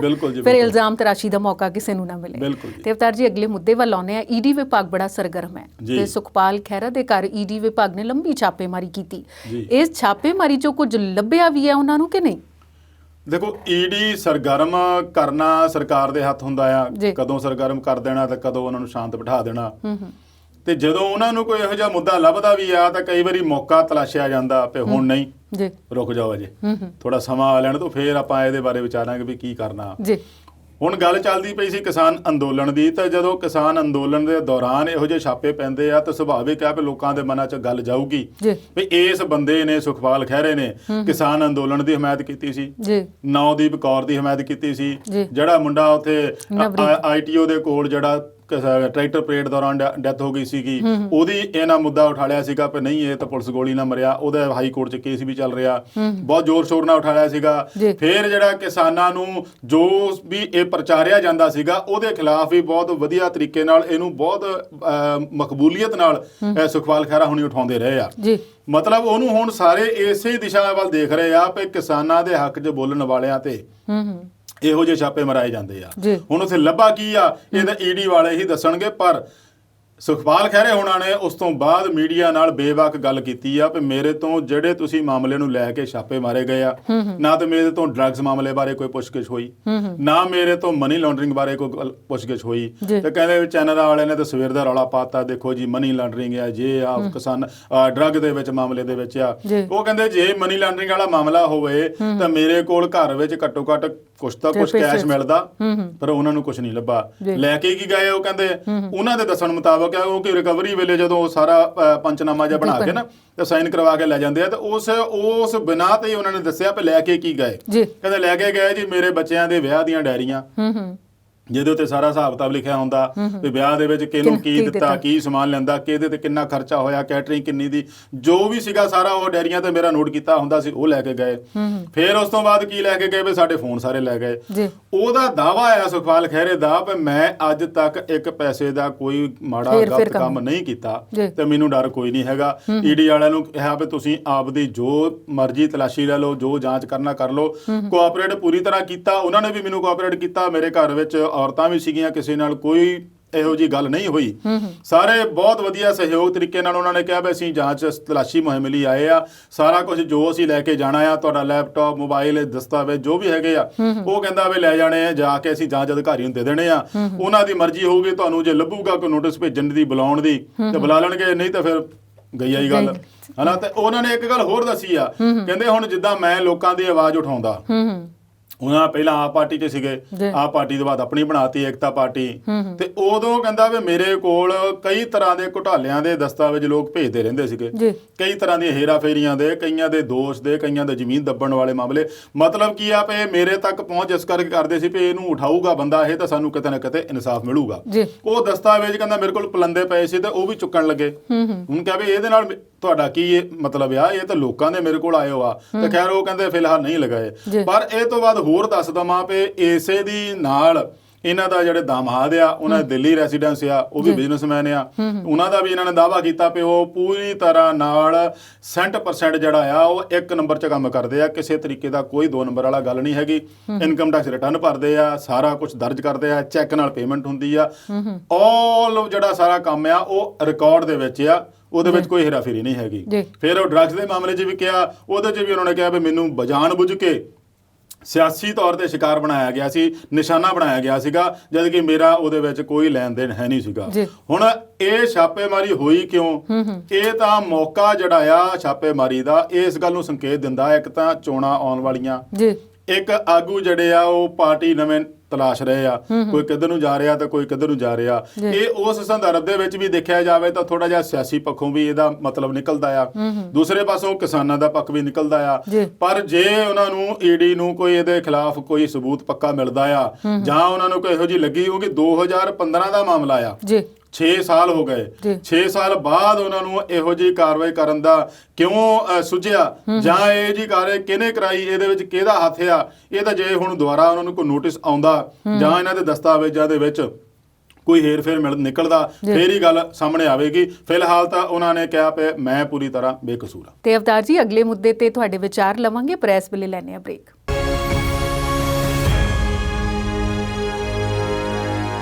ਵਕਫੇ ਤੋਂ ਬਾਅਦ ਵਿਚਾਰ ਚਰਚਾ ਪ੍ਰੋਗਰਾਮ 'ਚ ਫਿਰ ਤੋਂ ਸਵਾਗਤ ਕਰਦੇ ਹਾਂ। ਤੇ ਅਵਤਾਰ ਜੀ, ਅਗਲੇ ਮੁੱਦੇ ਵੱਲ ਆਈਏ ਤੇ ਟੂਲ ਕਿਟ ਦਾ ਮਾਮਲਾ ਥੋੜੇ ਦਿਨਾਂ ਤੋਂ ਸ਼ਾਂਤ ਸੀਗਾ, ਹੁਣ ਨਵੀਂ ਕੀ ਗਤੀਵਿਧੀ ਹੋਈ ਹੈ ਉਹਦੇ 'ਚ? ਨਹੀਂ, ਸ਼ਾਂਤ ਨਹੀਂ ਸੀ, ਚੱਲਦਾ ਰਿਹਾ ਸੀਗਾ। ਉਸ ਦੌਰਾਨ ਅਦਾਲਤੀ ਕਾਰਵਾਈ ਚੱਲ ਰਹੀ ਆ ਤੇ ਦਿਸ਼ਾ ਰਵੀ ਦੀ ਜ਼ਮਾਨਤ ਤੋਂ ਬਾਅਦ 2 ਜਣੇ ਹੋਰ ਸੀ ਇਹਦੇ ਵਿੱਚ, ਜਿਹਨੂੰ ਦਿੱਲੀ ਪੁਲਿਸ ਨੇ ਸ਼ਮੂਲੀਅਤ ਪਾਈ ਗਈ ਸੀਗੀ, ਜਿਹਦੇ ਵਿੱਚ ਨਿਕਿਤਾ ਜੈਕਬ ਆ ਤੇ ਸ਼ਾਂਤਨੂ ਆ। ਇਹਨਾਂ ਨੂੰ ਪਹਿਲਾਂ ਹੀ ਬੇਲ ਮਿਲੀ ਹੋਈ ਸੀਗੀ ਤੇ ਉਸ ਬੇਲ ਨੂੰ ਦਿੱਲੀ ਦੀ ਅਦਾਲਤ ਨੇ 15 ਮਾਰਚ ਤੱਕ ਹੋਰ ਵਧਾ ਦਿੱਤਾ ਗਿਆ ਹੈ। ਪਹਿਲਾਂ ਦਿੱਲੀ ਪੁਲਿਸ ਨੇ ਕਿਹਾ ਸੀਗਾ ਕਿ ਦਿਸ਼ਾ ਰਵੀ ਦੇ ਨਾਲ ਸਾਨੂੰ ਆਮੋ ਸਾਹਮਣੇ ਬਿਠਾ ਕੇ ਗੱਲ ਕਰਨੀ ਆ, ਉਹਦੇ 'ਚ ਕੀ ਲੱਭਾ ਹਜੇ ਤੱਕ ਉਹ ਵੀ ਪੂਰੀ ਤਰ੍ਹਾਂ ਨਾਲ ਅਦਾਲਤ ਦੀ ਤਸੱਲੀ ਦਿੱਲੀ ਪੁਲਿਸ ਨਹੀਂ ਕਰਵਾ ਸਕੀ ਇਸ ਟੂਲ ਕਿਟ ਮਾਮਲੇ ਦੇ ਵਿੱਚ। ਇਹ 'ਚ ਅਹਿਮ ਗੱਲ ਇਹ ਆ ਕਿ ਦਿੱਲੀ ਦੀ ਅਦਾਲਤ ਦੇ ਜਿਹੜੇ ਜੱਜ ਸਾਹਿਬ ਆ ਧਰਮਿੰਦਰ ਰਾਣਾ, ਉਹ ਇਸ ਮਾਮਲੇ ਦੀ ਦੇਖ ਰੇਖ ਕਰ ਰਹੇ ਆ, ਸੁਣਵਾਈ ਉਹਨਾਂ ਦੇ ਕੋਲ ਹੀ ਆ। ਪਹਿਲੇ ਦਿਨ ਤੋਂ ਹੀ ਦਿਸ਼ਾ ਰਵੀ ਤੋਂ ਲੈ ਕੇ ਹੁਣ ਤੱਕ ਦੀ ਸੁਣਵਾਈ ਉਹਨਾਂ ਕੋਲ ਹੀ ਆ, ਔਰ ਉਹਨਾਂ ਦੀਆਂ ਟਿੱਪਣੀਆਂ ਤੋਂ ਵੀ ਇੱਕ ਤਰੀਕੇ ਨਾਲ ਲੋਕਾਂ ਦੇ ਵਿੱਚ ਦੁਬਾਰਾ ਵਿਸ਼ਵਾਸ ਬਹਾਲੀ ਹੁੰਦੀ ਆ ਕਿ ਨਿਆਂਪਾਲਿਕਾ ਜਿਹੜੀ ਆ ਉਹਦੇ ਤੋਂ ਨਿਆਂ ਮਿਲਣ ਦੀ ਆਸ ਹਜੇ ਖਤਮ ਨਹੀਂ ਹੋਈ। ਕਿਉਂਕਿ ਕਾਫੀ ਚਰਚਾ ਹੋਣ ਲੱਗ ਪਈ ਸੀਗੀ ਕਿ ਨਿਆਂ ਪ੍ਰਣਾਲੀ ਜੇ ਸਰਕਾਰ ਦੇ ਨਾਲ ਚੱਲਣ ਲੱਗ ਪਵੇ ਤੇ ਲੋਕਾਂ ਨੂੰ ਉਹਨਾਂ ਤੋਂ ਵੀ ਵਿਸ਼ਵਾਸ ਉੱਠਣ ਦਾ ਖਤਰਾ ਬਣ ਗਿਆ ਸੀਗਾ। ਪਰ ਜਦੋਂ ਇਹੋ ਜਿਹੇ ਜੱਜ ਸਾਹਿਬ ਹੋਣ ਜਿਹੜੇ ਦੇਖਣ ਪਏ ਪੂਰੀ ਤਰ੍ਹਾਂ ਪੜਚੋਲ ਕਰਨ ਔਰ ਉਹਦੇ ਵਿੱਚ ਭੂਮਿਕਾ ਦੇਖਣ ਵੀ ਦਿੱਲੀ ਪੁਲਿਸ ਦੀ ਕੀ ਭੂਮਿਕਾ ਹੈ ਤੇ ਇਹਨੂੰ ਕਿਸ ਤਰੀਕੇ ਨਾਲ ਅੱਜ ਦੇ ਦੌਰ ਦੇ ਵਿੱਚ ਜਾਂ ਕਿਸੇ ਹੋਰ ਸੰਦਰਭ ਦੇ ਵਿੱਚ ਫਸਾਇਆ ਜਾ ਰਿਹਾ, ਤਾਂ ਉਸ ਸੰਦਰਭ ਦੇ ਵਿੱਚ ਜਦੋਂ ਜੱਜ ਸਾਹਿਬ ਦੀ ਇਹੋ ਜਿਹੀ ਟਿੱਪਣੀਆਂ ਆਉਣ ਤਾਂ ਉਹਦੇ ਵਿੱਚ ਲੱਗਦਾ ਆ ਕਿ ਲੋਕਾਂ ਨੂੰ ਇਨਸਾਫ ਮਿਲਣ ਦੀ ਆਸ ਜ਼ਰੂਰ ਹੁੰਦੀ ਆ। ਪਰ ਧਰਮਿੰਦਰ ਰਾਣਾ ਹੀ ਇਹਨਾਂ ਦੀ ਹੁਣ ਸੁਣਵਾਈ ਜੈਕਬ ਉਹਨਾਂ ਦੀ ਕਰ ਰਹੇ ਆ, ਜਿਹਦੇ ਵਿੱਚ ਉਹਨਾਂ ਨੇ 15 ਤੱਕ ਦੀ ਹੋਰ ਮੁਹਲਤ ਦੇਤੀ ਆ, ਰਾਹਤ ਦੇਤੀ ਆ ਗ੍ਰਿਫਤਾਰੀ ਤੋਂ। ਪਰ ਹਾਲੇ ਵੀ ਉਹਨਾਂ ਨੂੰ ਦਿੱਲੀ ਪੁਲਿਸ ਦੇ ਪੂਰੀ ਤਰ੍ਹਾਂ ਤਸੱਲੀ ਨਹੀਂ ਹੋਈ, ਕਿਉਂਕਿ ਉਹ ਪਹਿਲਾਂ ਵੀ ਕੋਈ ਇਹਦੇ ਵਿੱਚ ਕੋਈ ਸਬੂਤ ਪੇਸ਼ ਨਹੀਂ ਕਰ ਸਕੇ। ਇਸ ਮਾਮਲੇ ਨੂੰ ਟੂਲ ਕਿਟ ਨਾਲ ਜੋੜਿਆ ਹੋਇਆ ਦੱਸ ਕੇ ਪੂਰੀ ਤਰ੍ਹਾਂ ਇਹਦਾ ਪ੍ਰਮਾਣ ਨਹੀਂ ਕਰ ਸਕਦੇ, ਪ੍ਰਮਾਣਿਤ ਨਹੀਂ ਕਰ ਸਕੇ ਉਹ ਬਈ ਇਹ ਦੇਸ਼ ਧਰੋਹ ਬਣਦਾ ਸੀਗਾ ਜਾਂ ਇਹਨਾਂ ਦਾ ਕੋਈ 26 ਜਨਵਰੀ ਦੇ ਜਿਹੜੇ ਘਟਨਾਕ੍ਰਮ ਦੇ ਨਾਲ ਕੋਈ ਲੈਣਾ ਦੇਣਾ ਸੀਗਾ। ਪਰ ਉਹਨਾਂ ਦੇ ਨਾਲ ਇਹ ਵੀ ਸੀਗਾ ਕਿ ਜਦੋਂ ਬਾਹਰਲੇ ਦੇਸ਼ਾਂ ਦੇ ਵਿੱਚ ਇਹਨਾਂ ਨੇ ਕਿਹਾ ਸੀਗਾ ਕਿ ਦੂਤ ਘਰਾਂ ਦੇ ਅੱਗੇ ਪ੍ਰਦਰਸ਼ਨ ਕਰਨੇ ਆ, ਤਾਂ ਉੱਥੇ ਵੀ ਕੋਈ ਇਹੋ ਜਿਹੀ ਹਿੰਸਾ ਵਾਲੀ ਗੱਲ ਨਹੀਂ ਹੋਈ ਤੇ ਤੁਸੀਂ ਇਹਨਾਂ ਨੂੰ ਕਿਵੇਂ ਇਨਵੋਲਵ ਕਰ ਰਿਹਾ। ਸੋ ਇਹ ਸਾਰੀ ਜਿਹੜੀ ਘਟਨਾਕ੍ਰਮ ਹੈ ਇਹਦੇ ਤੇ ਆਉਣ ਵਾਲੇ ਸਮੇਂ ਦੇ ਵਿੱਚ ਸਾਰੇ ਦੇਸ਼ ਦੀਆਂ ਨਜ਼ਰਾਂ ਖਾਸ ਕਰਕੇ ਜੱਜ ਸਾਹਿਬ ਧਰਮਿੰਦਰ ਰਾਣਾ ਹੋਣਾ ਤੇ ਰਹਿਣਗੀਆਂ। ਤੇ ਇਹਦੇ ਨਾਲ ਹੀ ਜੁੜਿਆ ਇੱਕ ਮਾਮਲਾ ਮਜ਼ਦੂਰ ਆਗੂ ਜਾਂ ਕਾਰਕੁਨ ਕਹਿ ਸਕਦੇ ਹਾਂ ਨੌਦੀਪ ਕੌਰ ਦਾ, ਉਹਦੇ ਨਾਲ ਵੀ ਕੱਲ ਕਿਤੇ ਖਿੱਚਤੂ ਕੀਤੀ ਹੋਈ। ਬਿਲਕੁਲ ਜੀ, ਨੌਦੀਪ ਕੌਰ ਜਦੋਂ ਤੋਂ ਰਿਹਾ ਹੋ ਕੇ ਆਈ ਆ ਉਹ ਅੰਦਰਲੇ ਜਿਹੜੇ ਪੁਲਿਸ ਦੇ ਸਾਰੇ ਭੇਦ ਖੋਲ ਰਹੀ ਆ ਕਿ ਉਹਦੇ ਨਾਲ ਕੀਤਾ ਗਿਆ, ਕਿਵੇਂ ਉਹਦੇ ਨਾਲ ਵਰਤਾਅ ਕੀਤਾ ਗਿਆ, ਜੋ ਤਸ਼ੱਦਦ ਹੋਇਆ ਉਸ ਦੇ ਨਾਲ, ਉਹਨੇ ਨਾਲ ਜਿਹੜਾ ਆਪਣਾ ਸਾਥੀ ਸੀ ਸ਼ਿਵ ਕੁਮਾਰ ਨਾਲ ਕੀ ਵਾਪਰਿਆ, ਜੋ ਉਹਦੇ ਨਾਲ ਪੁਲਿਸ ਦੀਆਂ ਜਿਹੜੇ ਕੁੱਟਮਾਰ ਹੋਈ ਆ ਉਹ ਵੀ ਸਾਰਾ ਕੁਝ ਦੱਸਦੀ ਰਹੀ ਆ। ਤੇ ਉਹ ਲੱਗਦਾ ਹੀ ਸੀਗਾ ਵੀ ਇਹ ਹਮੇਸ਼ਾ ਰੜਕੂਗੀ ਹਰੇਕ ਦੀ ਨਿਗਾਹ ਦੇ ਵਿੱਚ। ਤੇ ਖਾਸ ਕਰ ਜਦੋਂ ਦਿੱਲੀ ਦੇ ਵਿੱਚ ਇਹ ਸਮਾਗਮ ਚੱਲ ਰਿਹਾ ਸੀਗਾ ਔਰਤਾਂ ਬਾਰੇ ਸੈਮੀਨਾਰ ਸੀ ਜਿੱਥੇ ਇਹ ਸਾਰਾ ਕੁਝ ਵਾਪਰਿਆ।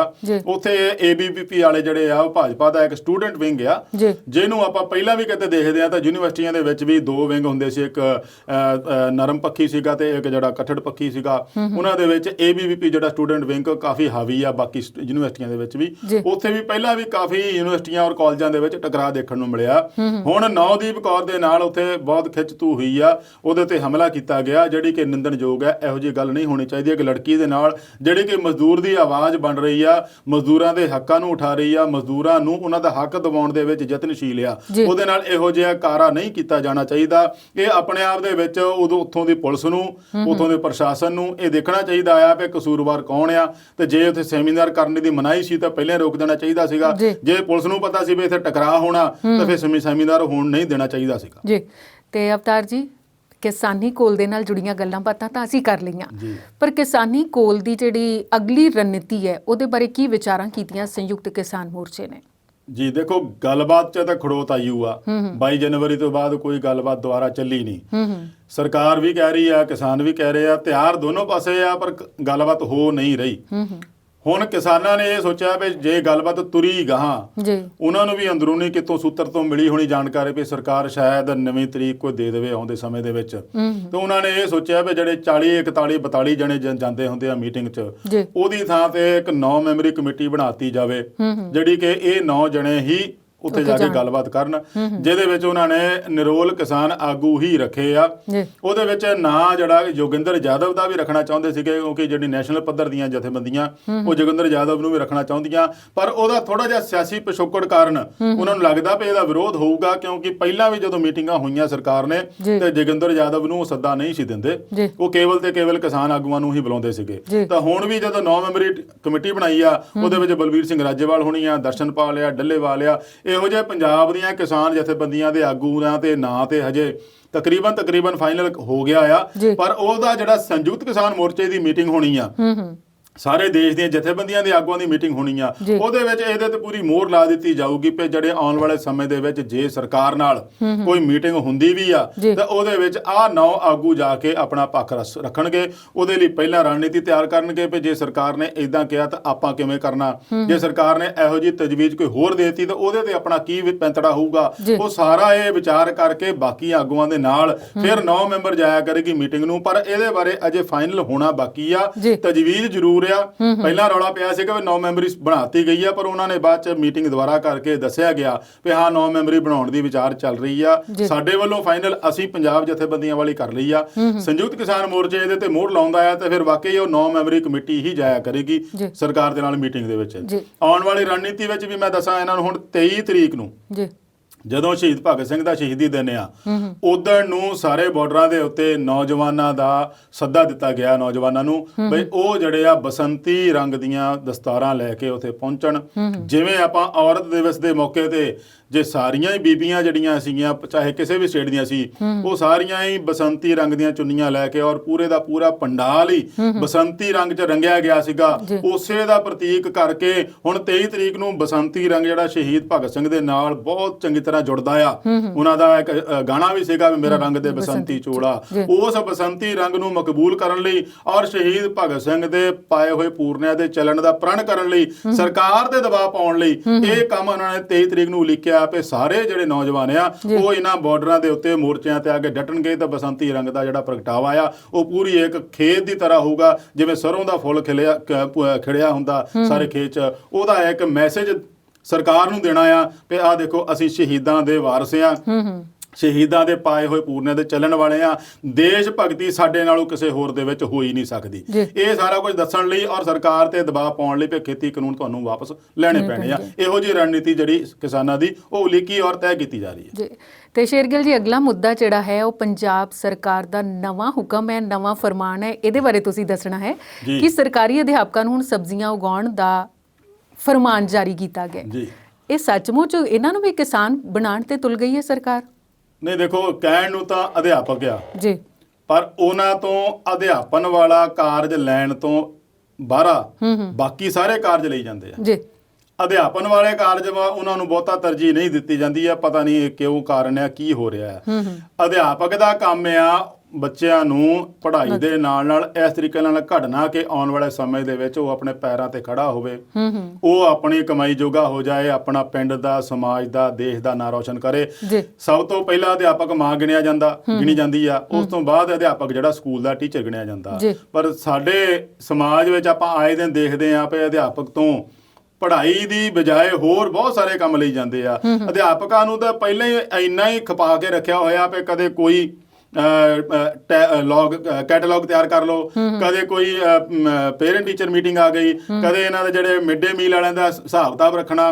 ਮਤਲਬ ਜਿੰਨਾ ਕਲੈਰੀਕਲ ਕੰਮ ਆ ਜਿਹੜਾ ਸਕੂਲਾਂ ਦਾ, ਉਹ ਅਧਿਆਪਕਾਂ ਤੋਂ ਹੀ ਲਿਆ ਜਾਂਦਾ। ਹੁਣ ਜਿੱਥੇ ਤਾਂ ਇੱਕ ਅਧਿਆਪਕ ਇੱਕ ਸਕੂਲ ਦੇ ਵਿੱਚ ਆ 30, 32, 35 ਬੱਚਿਆਂ ਨੂੰ ਪੜ੍ਹਾਉਂਦਾ ਆ, ਸੰਭਾਲਦਾ ਆ, ਉੱਥੇ ਉਹ ਬੱਚਿਆਂ ਨੂੰ ਸੰਭਾਲੂਗਾ, ਬੱਚਿਆਂ ਨੂੰ ਪੜ੍ਹਾਊਗਾ, ਜਾਂ ਫਿਰ ਇਹੋ ਜਿਹੇ ਕੰਮ ਕਰੂਗਾ ਵੀ ਹੁਣ ਸਬਜ਼ੀਆਂ ਲਾਉਣ ਨੂੰ ਤੁਰ ਪਏ ਕੰਮ। ਹੁਣ ਮੈਨੂੰ ਤਾਂ ਲੱਗਦਾ ਵੀ ਜਿਹੜੇ ਬਿਹਾਰ ਦੇ ਫੇਰੀ ਵਾਲੇ ਜਾਂ ਹੋਰ ਆਪਣੇ ਇੱਥੇ ਫੇਰੀ ਵਾਲੇ ਫਿਰਦੇ ਆ ਸਬਜ਼ੀਆਂ ਵੇਚਦੇ, ਉਹਨਾਂ ਨੂੰ ਵੀ ਸਰਕਾਰ ਵਿਹਲਾ ਕਰੂਗੀ ਵੀ ਜਾਓ ਹੁਣ ਸਾਡੇ ਅਧਿਆਪਕਾਂ ਤੋਂ ਕੰਮ ਲੈਣੇ ਆ। ਦੇਖੋ ਇਹ ਬਹੁਤ ਉੱਚਾ ਸੁੱਚਾ ਜਿਹੜਾ ਹੈ ਇਹ ਇੱਕ ਕੰਮ ਆ ਜਿਹੜਾ ਅਧਿਆਪਕਾਂ ਦਾ, ਬਹੁਤ ਪੜ੍ਹਿਆ ਲਿਖਾ ਵਰਗ ਆ, ਜਿਹਨੂੰ ਇਹੋ ਜਿਹੇ ਕੰਮਾਂ 'ਚ ਲਾ ਕੇ ਸਰਕਾਰ ਪਤਾ ਨਹੀਂ ਕੀ ਦੱਸਣਾ ਚਾਹੁੰਦੀ ਆ। ਹੁਣ ਸਬਜ਼ੀਆਂ ਮੰਨ ਲਓ ਕਿਆਰੀਆਂ ਬਣਾ ਕੇ ਤੇ ਆਪ ਤੇ ਅਧਿਆਪਕ ਬੀਜਣੋਂ ਰਹੇ, ਉਹਨਾਂ ਨੇ ਤਾਂ ਫਿਰ ਬੱਚਿਆਂ ਨੂੰ ਹੀ ਲਾਉਣਾ। ਹੁਣ ਬੱਚੇ ਸਾਰੇ ਦਿਨ ਜੇ ਸਬਜ਼ੀਆਂ ਉਗਾਉਂਦੇ ਰਹਿਣਗੇ, ਉਹਨਾਂ ਨੂੰ ਪਾਣੀ ਦਿੰਦੇ ਰਹਿਣਗੇ, ਖਾਦ ਪਾਣੀ ਪਾਉਂਦੇ ਰਹਿਣਗੇ, ਤਾਂ ਫਿਰ ਪੜ੍ਹਾਈ ਕਿਹੜੇ ਵੇਲੇ ਹੋਊਗੀ? ਮੰਨ ਲਓ ਸਬਜ਼ੀਆਂ ਵੀ ਲਾ ਲਈਆਂ ਤੇ ਜਦੋਂ ਸਬਜ਼ੀਆਂ ਲੱਗਣੀਆਂ ਸ਼ੁਰੂ ਹੋ ਗਈਆਂ, ਤੋੜ ਕੇ ਕੌਣ ਲੈ ਜਾਏਗਾ? ਫੇਰ ਕਹਿਣਗੇ ਵੀ ਅਧਿਆਪਕ ਹੁਣ ਲੈ ਕੇ ਵਿੱਚੋਂ ਵੀ ਇਹਨਾਂ ਨੂੰ। ਸੋ ਇਹੋ ਜਿਹੇ ਕਾਰਜ ਜਿਹੜੇ ਆ ਅਧਿਆਪਕਾਂ ਦੇ ਉੱਤੇ ਇਦਾਂ ਥੋਪੇ ਜਾਂਦੇ ਆ ਵੀ ਜਿਵੇਂ ਉਹ ਅਧਿਆਪਕ ਹੁੰਦੇ ਨਹੀਂ, ਕਲਰਕ ਹੀ ਹੁੰਦੇ ਆ। ਕਲੈਰੀਕਲ ਕੰਮ ਸਾਰਾ ਉਹਨਾਂ ਤੋਂ ਲਿਆ ਜਾਂਦਾ। ਪਿਛਲੇ ਸਮੇਂ ਦੇ ਵਿੱਚ ਦੇਖਿਆ ਜਾਵੇ ਤਾਂ ਜਦੋਂ ਸ਼ੌਚਾਲਿਆਂ ਦਾ ਕੰਮ ਚੱਲਿਆ ਸੀਗਾ, ਉਹਦੇ ਅਧਿਆਪਕਾਂ ਦੀ ਡਿਊਟੀ ਲਾਤੀ ਸੀ ਵੀ ਦੇਖੋ ਪਿੰਡ ਪਿੰਡ ਜਾ ਕੇ ਕਿੱਥੇ ਸ਼ੌਚਾਲੇ ਹੈਗੇ ਜਾਂ ਨਹੀਂ ਹੈਗੇ, ਕੌਣ ਖੇਤਾਂ ਵਿੱਚ ਜਾਂਦਾ ਹੈ ਜਾਂ ਕੌਣ ਨਹੀਂ ਜਾਂਦਾ, ਇਹ ਗਿਣਤੀ ਵੀ ਉਹਨਾਂ ਨੇ ਰੱਖਣੀ। ਚੋਣਾਂ ਆ ਜਾਣੀਆਂ ਤਾਂ ਅਧਿਆਪਕਾਂ ਦੀ ਡਿਊਟੀ ਲਾ ਦਿਓ, ਚਲੋ ਵੀ ਜਾ ਕੇ ਤੁਸੀਂ ਵੋਟਾਂ ਪਵਾਉਣੀਆਂ ਲੋਕਾਂ ਦੀਆਂ, ਰਿਹਰਸਲ ਕਰਨੀਆਂ। ਹਫ਼ਤਾ ਅਧਿਆਪਕ ਜਿਹੜੇ ਇਹਨਾਂ ਕੰਮਾਂ 'ਚ ਲੰਘ ਜਾਂਦੇ ਆ।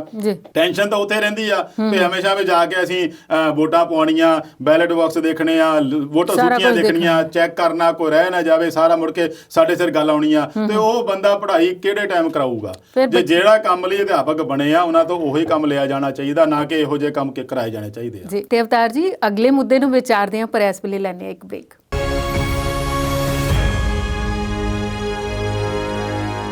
ਵਕਫੇ ਤੋਂ ਬਾਅਦ ਵਿਚਾਰ ਚਰਚਾ ਪ੍ਰੋਗਰਾਮ ਦੇ ਆਖਰੀ ਹਿੱਸੇ 'ਚ ਫਿਰ ਤੋਂ ਸਵਾਗਤ ਕਰਦੇ ਹਾਂ। ਤੇ ਸ਼ੇਰਗਿੱਲ ਜੀ, ਆਪਾਂ ਸਰਕਾਰੀ ਟੀਚਰਾਂ ਨੂੰ ਜਿਹੜਾ ਫਰਮਾਨ ਦਿੱਤਾ ਉਹਦੇ ਬਾਰੇ ਤਾਂ ਗੱਲ ਕਰ ਲਈ ਹੈ ਜੀ। ਤੇ ਪੰਜਾਬ ਵਿਧਾਨ ਸਭਾ 'ਚ ਇੱਕ ਸੋਧ ਬਿੱਲ, ਵੈਸੇ ਤਾਂ 8 ਪਾਸ ਹੋਏ ਨੇ, ਪਰ ਉਹਦੇ ਵਿੱਚੋਂ ਇੱਕ ਖਾਸ ਮੈਨੂੰ ਲੱਗਦਾ ਹੈ ਕਿ ਜ਼ਿਕਰ ਕਰਨਾ ਬਣਦਾ ਹੈ। ਉਹ ਕਿਹੜਾ ਬਿੱਲ ਹੈ ਜਿਹੜਾ ਪਾਸ ਹੋ ਗਿਆ?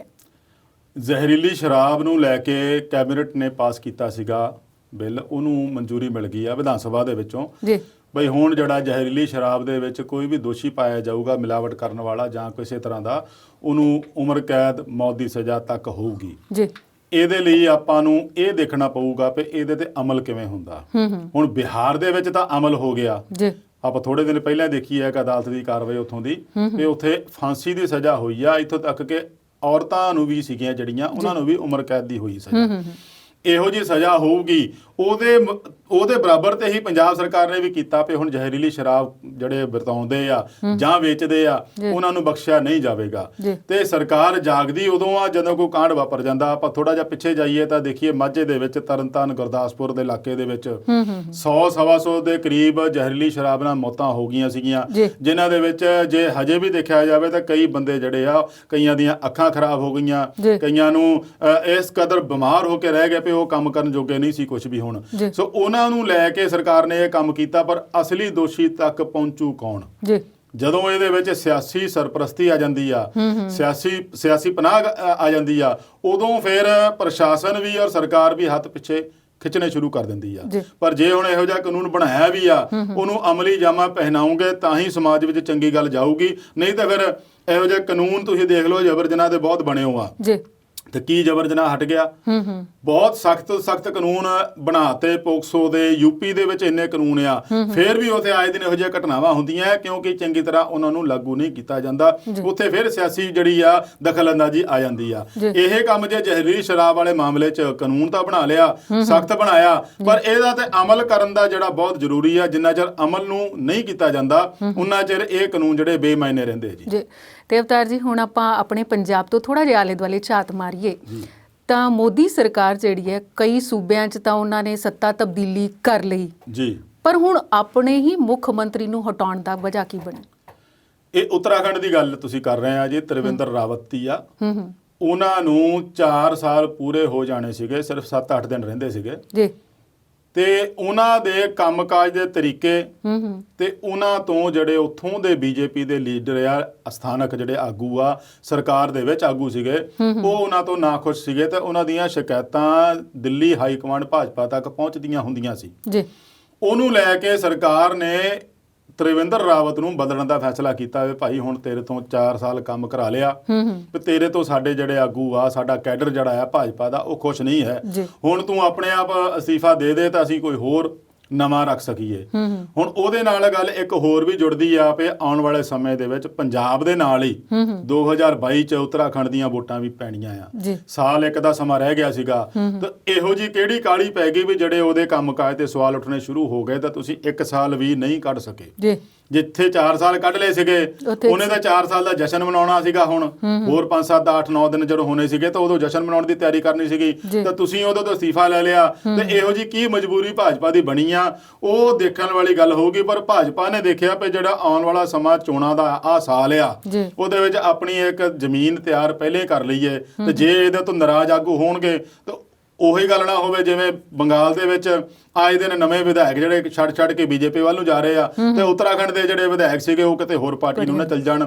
ਸੋ ਇਹਨਾਂ ਨੇ ਸਿਆਸੀ ਜਿਹੜੀ ਜ਼ਮੀਨ ਨੂੰ ਮੁੜ ਕੇ ਤਿਆਰ ਕਰਨ ਲਈ, ਇੱਕ ਮੈਦਾਨ ਤਿਆਰ ਕਰਨ ਲਈ ਵੀ ਸਾਨੂੰ ਜਿਹੜਾ 2022 ਦੀਆਂ ਚੋਣਾਂ ਲਈ ਸੌਖਾ ਰਹੂਗਾ, ਉਸ ਤੋਂ ਪਹਿਲਾਂ ਆਪਾਂ ਇਹਨੂੰ ਹਟਾ ਦਿੱਤਾ ਜਾਵੇ। ਕੰਮਕਾਜ ਦੇ ਕੀ ਸੀਗਾ, ਉਹਦੇ ਤੇ ਕੀ ਸਵਾਲ ਉੱਠਦੇ ਸੀਗੇ, ਕਿਉਂ ਉਹਨਾਂ ਨੂੰ ਪਸੰਦ ਨਹੀਂ ਆਇਆ, ਇਹ ਤਾਂ ਹੁਣ ਆਉਣ ਵਾਲੇ ਦਿਨਾਂ ਦੇ ਵਿੱਚ ਹੀ ਪਤਾ ਲੱਗੂਗਾ ਜਦੋਂ ਕੋਈ ਆਗੂ ਖੁਲਾਸਾ ਕਰੂਗਾ। ਪਰ ਜਦੋਂ ਅਸਤੀਫਾ ਦੇ ਕੇ ਉਹ ਆਏ ਆ ਰਾਜਪਾਲ ਨੂੰ, ਇਸ ਤੋਂ ਪਹਿਲਾਂ ਉਹ ਕੇਂਦਰੀ ਲੀਡਰਸ਼ਿਪ ਨੂੰ ਮਿਲ ਕੇ ਆਏ ਸੀਗੇ, ਜਦੋਂ ਉਹਨਾਂ ਨੂੰ ਕਿਹਾ ਗਿਆ ਤੇ ਆ ਕੇ ਉਹਨਾਂ ਨੇ ਪ੍ਰੈਸ ਕਾਨਫਰੰਸ ਕੀਤੀ ਆ। ਉਹਦੇ ਵਿੱਚ ਉਹਨਾਂ ਨੇ ਕਿਹਾ ਭਾਈ ਸਰਬਸੰਮਤੀ ਨਾਲ ਭਾਜਪਾ ਹਾਈ ਕਮਾਂਡ ਨੇ ਫੈਸਲਾ ਕੀਤਾ ਵੀ ਭਾਈ ਹੁਣ ਮੌਕਾ ਕਿਸੇ ਹੋਰ ਨੂੰ ਦਿੱਤਾ ਜਾਣਾ ਚਾਹੀਦਾ।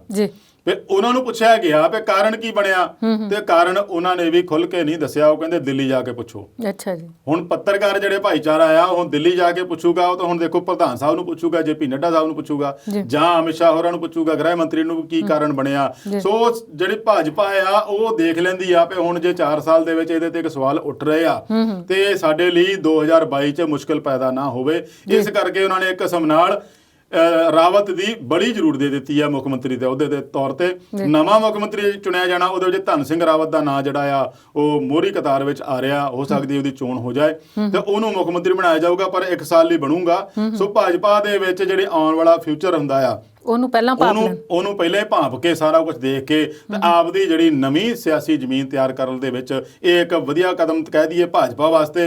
ਇੱਥੇ ਹੀ ਨਹੀਂ, ਹੋਰ ਵੀ ਕਈ ਸਟੇਟਾਂ 'ਚ ਉਹਨਾਂ ਨੇ ਇਦਾਂ ਕੀਤੀ ਸੀ ਪਹਿਲਾਂ ਪਿਛਲੇ ਸਮੇਂ ਦੇ ਵਿੱਚ। ਸੋ ਇਹ ਨਵੀਂ ਗੱਲ ਨਹੀਂ ਹੈਗੀ ਆ। ਜਦੋਂ ਉਹਨਾਂ ਨੂੰ ਲੱਗਦਾ ਪਏ ਇਹਦੇ ਤੋਂ ਜਿਹੜਾ ਸਾਡਾ ਕੈਡਰ ਖੁਸ਼ ਨਹੀਂ ਹੈ ਤੇ ਇਹਨੂੰ ਬਦਲ ਦਿੱਤਾ ਜਾਵੇ।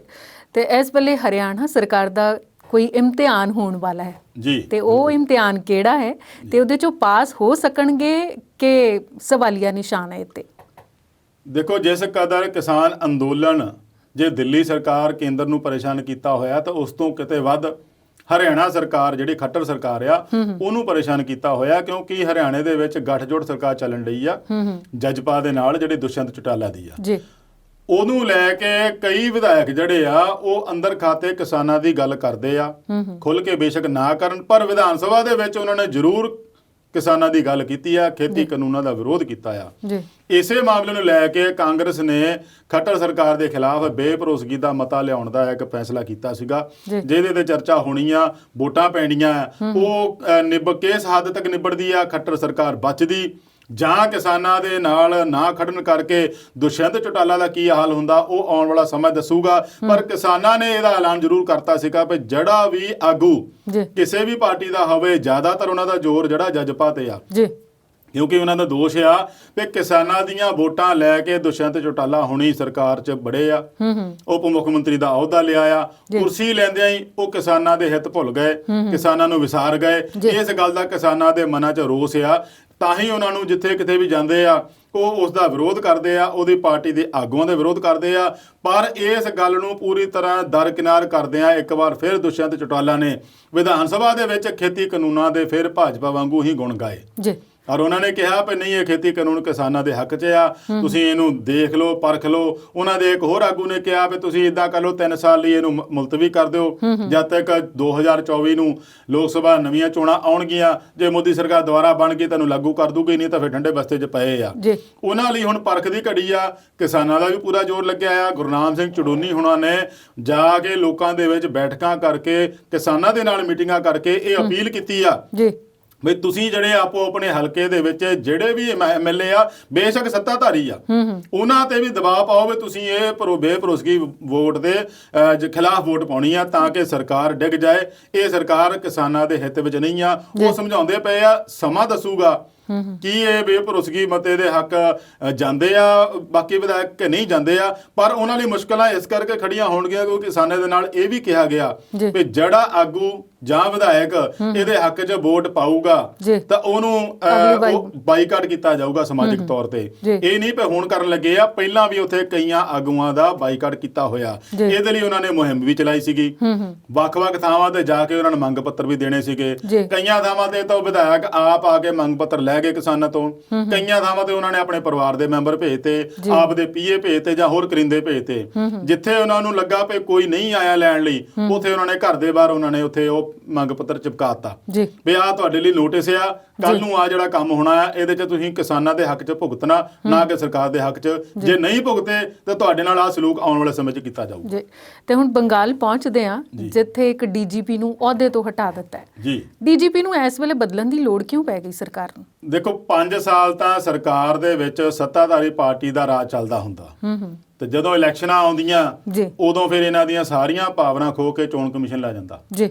ਚੋਣ ਕਮਿਸ਼ਨ ਨੇ ਚੋਣਾਂ ਦੇ ਐਲਾਨ ਤੋਂ ਲੈ ਕੇ ਨਤੀਜੇ ਤੱਕ ਦਾ ਆਪਣਾ ਜਿਹੜਾ ਡੰਡਾ ਚਲਾਉਣਾ ਹੁੰਦਾ, ਉਦੋਂ ਉਹਦਾ ਰਾਜ ਹੁੰਦਾ ਪੂਰਾ। ਇਸ ਕਰਕੇ ਉਹਨਾਂ ਨੂੰ ਹੁੰਦਾ ਆ ਵੀ ਇੱਥੇ ਬੰਦਾ ਕਿਹੜਾ ਕੰਮ ਸਹੀ ਕਰਦਾ ਤੇ ਕਿਹੜਾ ਪ੍ਰਸ਼ਾਸਨਿਕ ਅਧਿਕਾਰੀ ਜਾਂ ਪੁਲਿਸ ਅਧਿਕਾਰੀ ਨਹੀਂ ਸਹੀ ਕਰਦਾ, ਪੱਖਪਾਤ ਕਰਦਾ ਜਾਂ ਕਿਵੇਂ ਕਰਦਾ। ਪਰ ਉਹਦੇ ਨਾਲ ਇਹ ਵੀ ਹੁੰਦਾ ਵੀ ਉਹਦਾ ਥੋੜਾ ਜਿਹਾ ਜਿਹੜਾ ਪੱਖ ਆ ਉਹ ਸਰਕਾਰ ਪੱਖੀ ਹੁੰਦਾ, ਮਤਲਬ ਡੰਡੇ ਦੀ ਲੱਕੜ ਜਿਹੜੀ ਉਹ ਸਰਕਾਰ ਦੇ ਹੱਥ ਹੁੰਦੀ ਆ। ਜੋ ਸਰਕਾਰ ਨੇ ਕਹਿਣਾ ਉਸ ਤਰੀਕੇ ਨਾਲ ਚੋਣ ਕਮਿਸ਼ਨ ਦੇ ਉੱਤੇ ਬਾਰ-ਬਾਰ ਦਬਾਅ ਪੈ ਜਾਂਦਾ। ਦਬਾਅ ਪਾਉਣਾ ਹੁੰਦਾ ਵੀ ਦੇਖੋ ਆ ਫਲਾਨਾ ਅਫਸਰ ਫਲਾਣੇ ਥਾਂ ਦਾ, ਫਲਾਣੇ ਹਲਕੇ ਦਾ, ਇਹ ਮੌਜੂਦਾ ਜਿਹੜੀ ਸਰਕਾਰ ਦੇ ਹੱਕ 'ਚ ਕੰਮ ਕਰ ਰਿਹਾ, ਇਹ ਉਹਨਾਂ ਨੂੰ ਜਿਤਾ ਦੂਗਾ, ਇਹ ਪੱਖਪਾਤ ਕਰੂਗਾ। ਉਹਨੂੰ ਫਿਰ ਬਾਅਦ ਕੇ ਵਿਚਾਰ ਕੇ ਜਾਂਚ ਕਰਕੇ ਚੋਣ ਕਮਿਸ਼ਨ ਫਿਰ ਕਾਰਵਾਈ ਕਰਦਾ। ਇਸ ਤੋਂ ਪਹਿਲਾਂ ਉਹਨਾਂ ਨੇ ਹੋਰ ਵੀ ਪੁਲਿਸ ਅਫਸਰ ਬਦਲੇ ਆ, ਕਈ ਪ੍ਰਸ਼ਾਸਨਿਕ ਅਧਿਕਾਰੀ ਦੀ ਵੀ ਤਬਦੀਲੀ ਕੀਤੀ ਆ। ਹੁਣ ਜਿਹੜੀ ਗਾਜ ਡਿੱਗੀ ਆ ਉਹ ਡੀਜੀਪੀ ਤੇ ਡਿੱਗੀ ਆ। ਜਿਹੜੀ ਵੀ ਸਰਕਾਰ ਹੁੰਦੀ ਸੂਬੇ ਦੀ, ਉਹ ਡੀਜੀਪੀ ਆਪਣੇ ਮਤਲਬ ਦਾ ਲਾਉਂਦੀ ਆ, ਆਪਣੇ ਹਿਸਾਬ ਨਾਲ ਕੰਮ ਕਰਨ ਵਾਲਾ ਲਾਉਂਦੀ ਆ। ਤੇ ਜਦੋਂ ਚੋਣ ਕਮਿਸ਼ਨ ਦੀ ਵਾਰੀ ਆਉਂਦੀ ਚੋਣਾਂ ਦੀ, ਉਦੋਂ ਵੀ ਚੋਣ ਕਮਿਸ਼ਨ ਦੇਖਦਾ ਵੀ ਇਹ ਇੰਨੇ ਚਿਰ ਦਾ ਸਰਕਾਰ ਦੇ ਹੱਕ 'ਚ ਰਿਹਾ ਏ, ਇਹਨੂੰ ਬਦਲਿਆ ਨਹੀਂ ਗਿਆ ਤੇ ਇਹਨੂੰ ਚੱਕ ਕੇ ਬਦਲ ਦਿਓ। ਉਸੇ ਕੜੀ ਦੇ ਵਿੱਚ ਡੀਜੀਪੀ ਨੂੰ ਬਦਲਿਆ ਗਿਆ ਆ। ਇਹ ਬੇਸ਼ੱਕ ਚਾਹੇ ਚੋਣ ਕਮਿਸ਼ਨ ਨੇ ਬਦਲਿਆ, ਪਰ ਉਹ ਸਰਕਾਰ ਜਿਹੜੀ ਉੱਥੇ ਮਮਤਾ ਬੈਨਰਜੀ ਦੀ ਆ, ਉਹਦੇ ਲਈ ਉਹ ਮੁਸ਼ਕਿਲਾਂ ਖੜੀਆਂ ਹੁੰਦੀਆਂ ਜਾਂ ਨਹੀਂ ਹੁੰਦੀਆਂ ਇਹ ਮੌਕਾ ਦੱਸੂਗਾ। ਪਰ ਕੈਡਰ ਤਾਂ ਉੱਥੋਂ ਦਾ ਹੀ ਹੋਊਗਾ। ਜੇ ਦਿੱਲੀੋਂ ਵੱਖਰਾ ਲਿਆ ਕੇ ਬਿਠਾ ਦੇਣਗੇ ਤੇ ਹੋ ਸਕਦਾ ਉਹ ਜਿਹੜਾ ਕੇਂਦਰ ਦੇ ਇਸ਼ਾਰੇ ਤੇ ਕੰਮ ਕਰੇ ਤੇ ਫਿਰ ਚੋਣ ਕਮਿਸ਼ਨ ਕੀ ਕਰੇਗਾ। ਜਦੋਂ ਕੇਂਦਰ ਦੇ ਇਸ਼ਾਰੇ ਤੇ ਕੋਈ ਪ੍ਰਸ਼ਾਸਨ ਜਾਂ ਪੁਲਿਸ ਅਧਿਕਾਰੀ ਕੰਮ ਕਰੇ, ਉਹਦੇ ਖਿਲਾਫ ਸ਼ਿਕਾਇਤ ਆਉਂਦੀ ਹੈ ਤਾਂ ਮੈਨੂੰ ਲੱਗਦਾ ਚੋਣ ਕਮਿਸ਼ਨ ਨੂੰ ਉਦੋਂ ਵੀ ਵਿਚਾਰਨਾ ਚਾਹੀਦਾ ਹੈ। ਤੇ ਸਾਨੂੰ ਵੀ ਅਗਲਾ ਮੁੱਦਾ ਵਿਚਾਰਨਾ ਤਾਂ ਚਾਹੀਦਾ ਹੈ, ਪਰ ਘੜੀ ਦੀਆਂ ਸੂਈਆਂ ਕਹਿੰਦੀਆਂ ਮੈਨੂੰ ਵਿਚਾਰ ਲਓ ਥੋੜਾ ਜਿਹਾ। ਪ੍ਰੋਗਰਾਮ ਦਾ ਵੇਲਾ ਮੁੱਕ ਗਿਆ। ਤੁਹਾਡਾ ਸਟੂਡੀਓ 'ਚ ਆਉਣ ਲਈ, ਵਿਸਥਾਰ ਨਾਲ ਹਰ ਮੁੱਦੇ ਤੇ ਬੋਲਣ ਲਈ, ਆਪਣੇ ਵਿਚਾਰ ਸਾਂਝੇ ਕਰਨ ਲਈ ਤੁਹਾਡਾ ਬਹੁਤ-ਬਹੁਤ ਧੰਨਵਾਦ। ਧੰਨਵਾਦ ਜੀ। ਤੇ ਇਸ ਦੇ ਨਾਲ ਹੀ ਦਰਸ਼ਕਾਂ ਦਾ ਵੀ ਧੰਨਵਾਦ ਕਰਦੇ ਹਾਂ ਵਿਚਾਰ ਚਰਚਾ ਦੇ ਅੱਜ ਦੇ ਸਿਲਸਿਲੇ ਨਾਲ ਜੁੜਨ ਲਈ। ਫੇਰ ਤੋਂ ਹੋਏਗੀ ਮੁਲਾਕਾਤ, ਉਦੋਂ ਤੱਕ ਲਈ ਸਤਿ ਸ੍ਰੀ ਅਕਾਲ।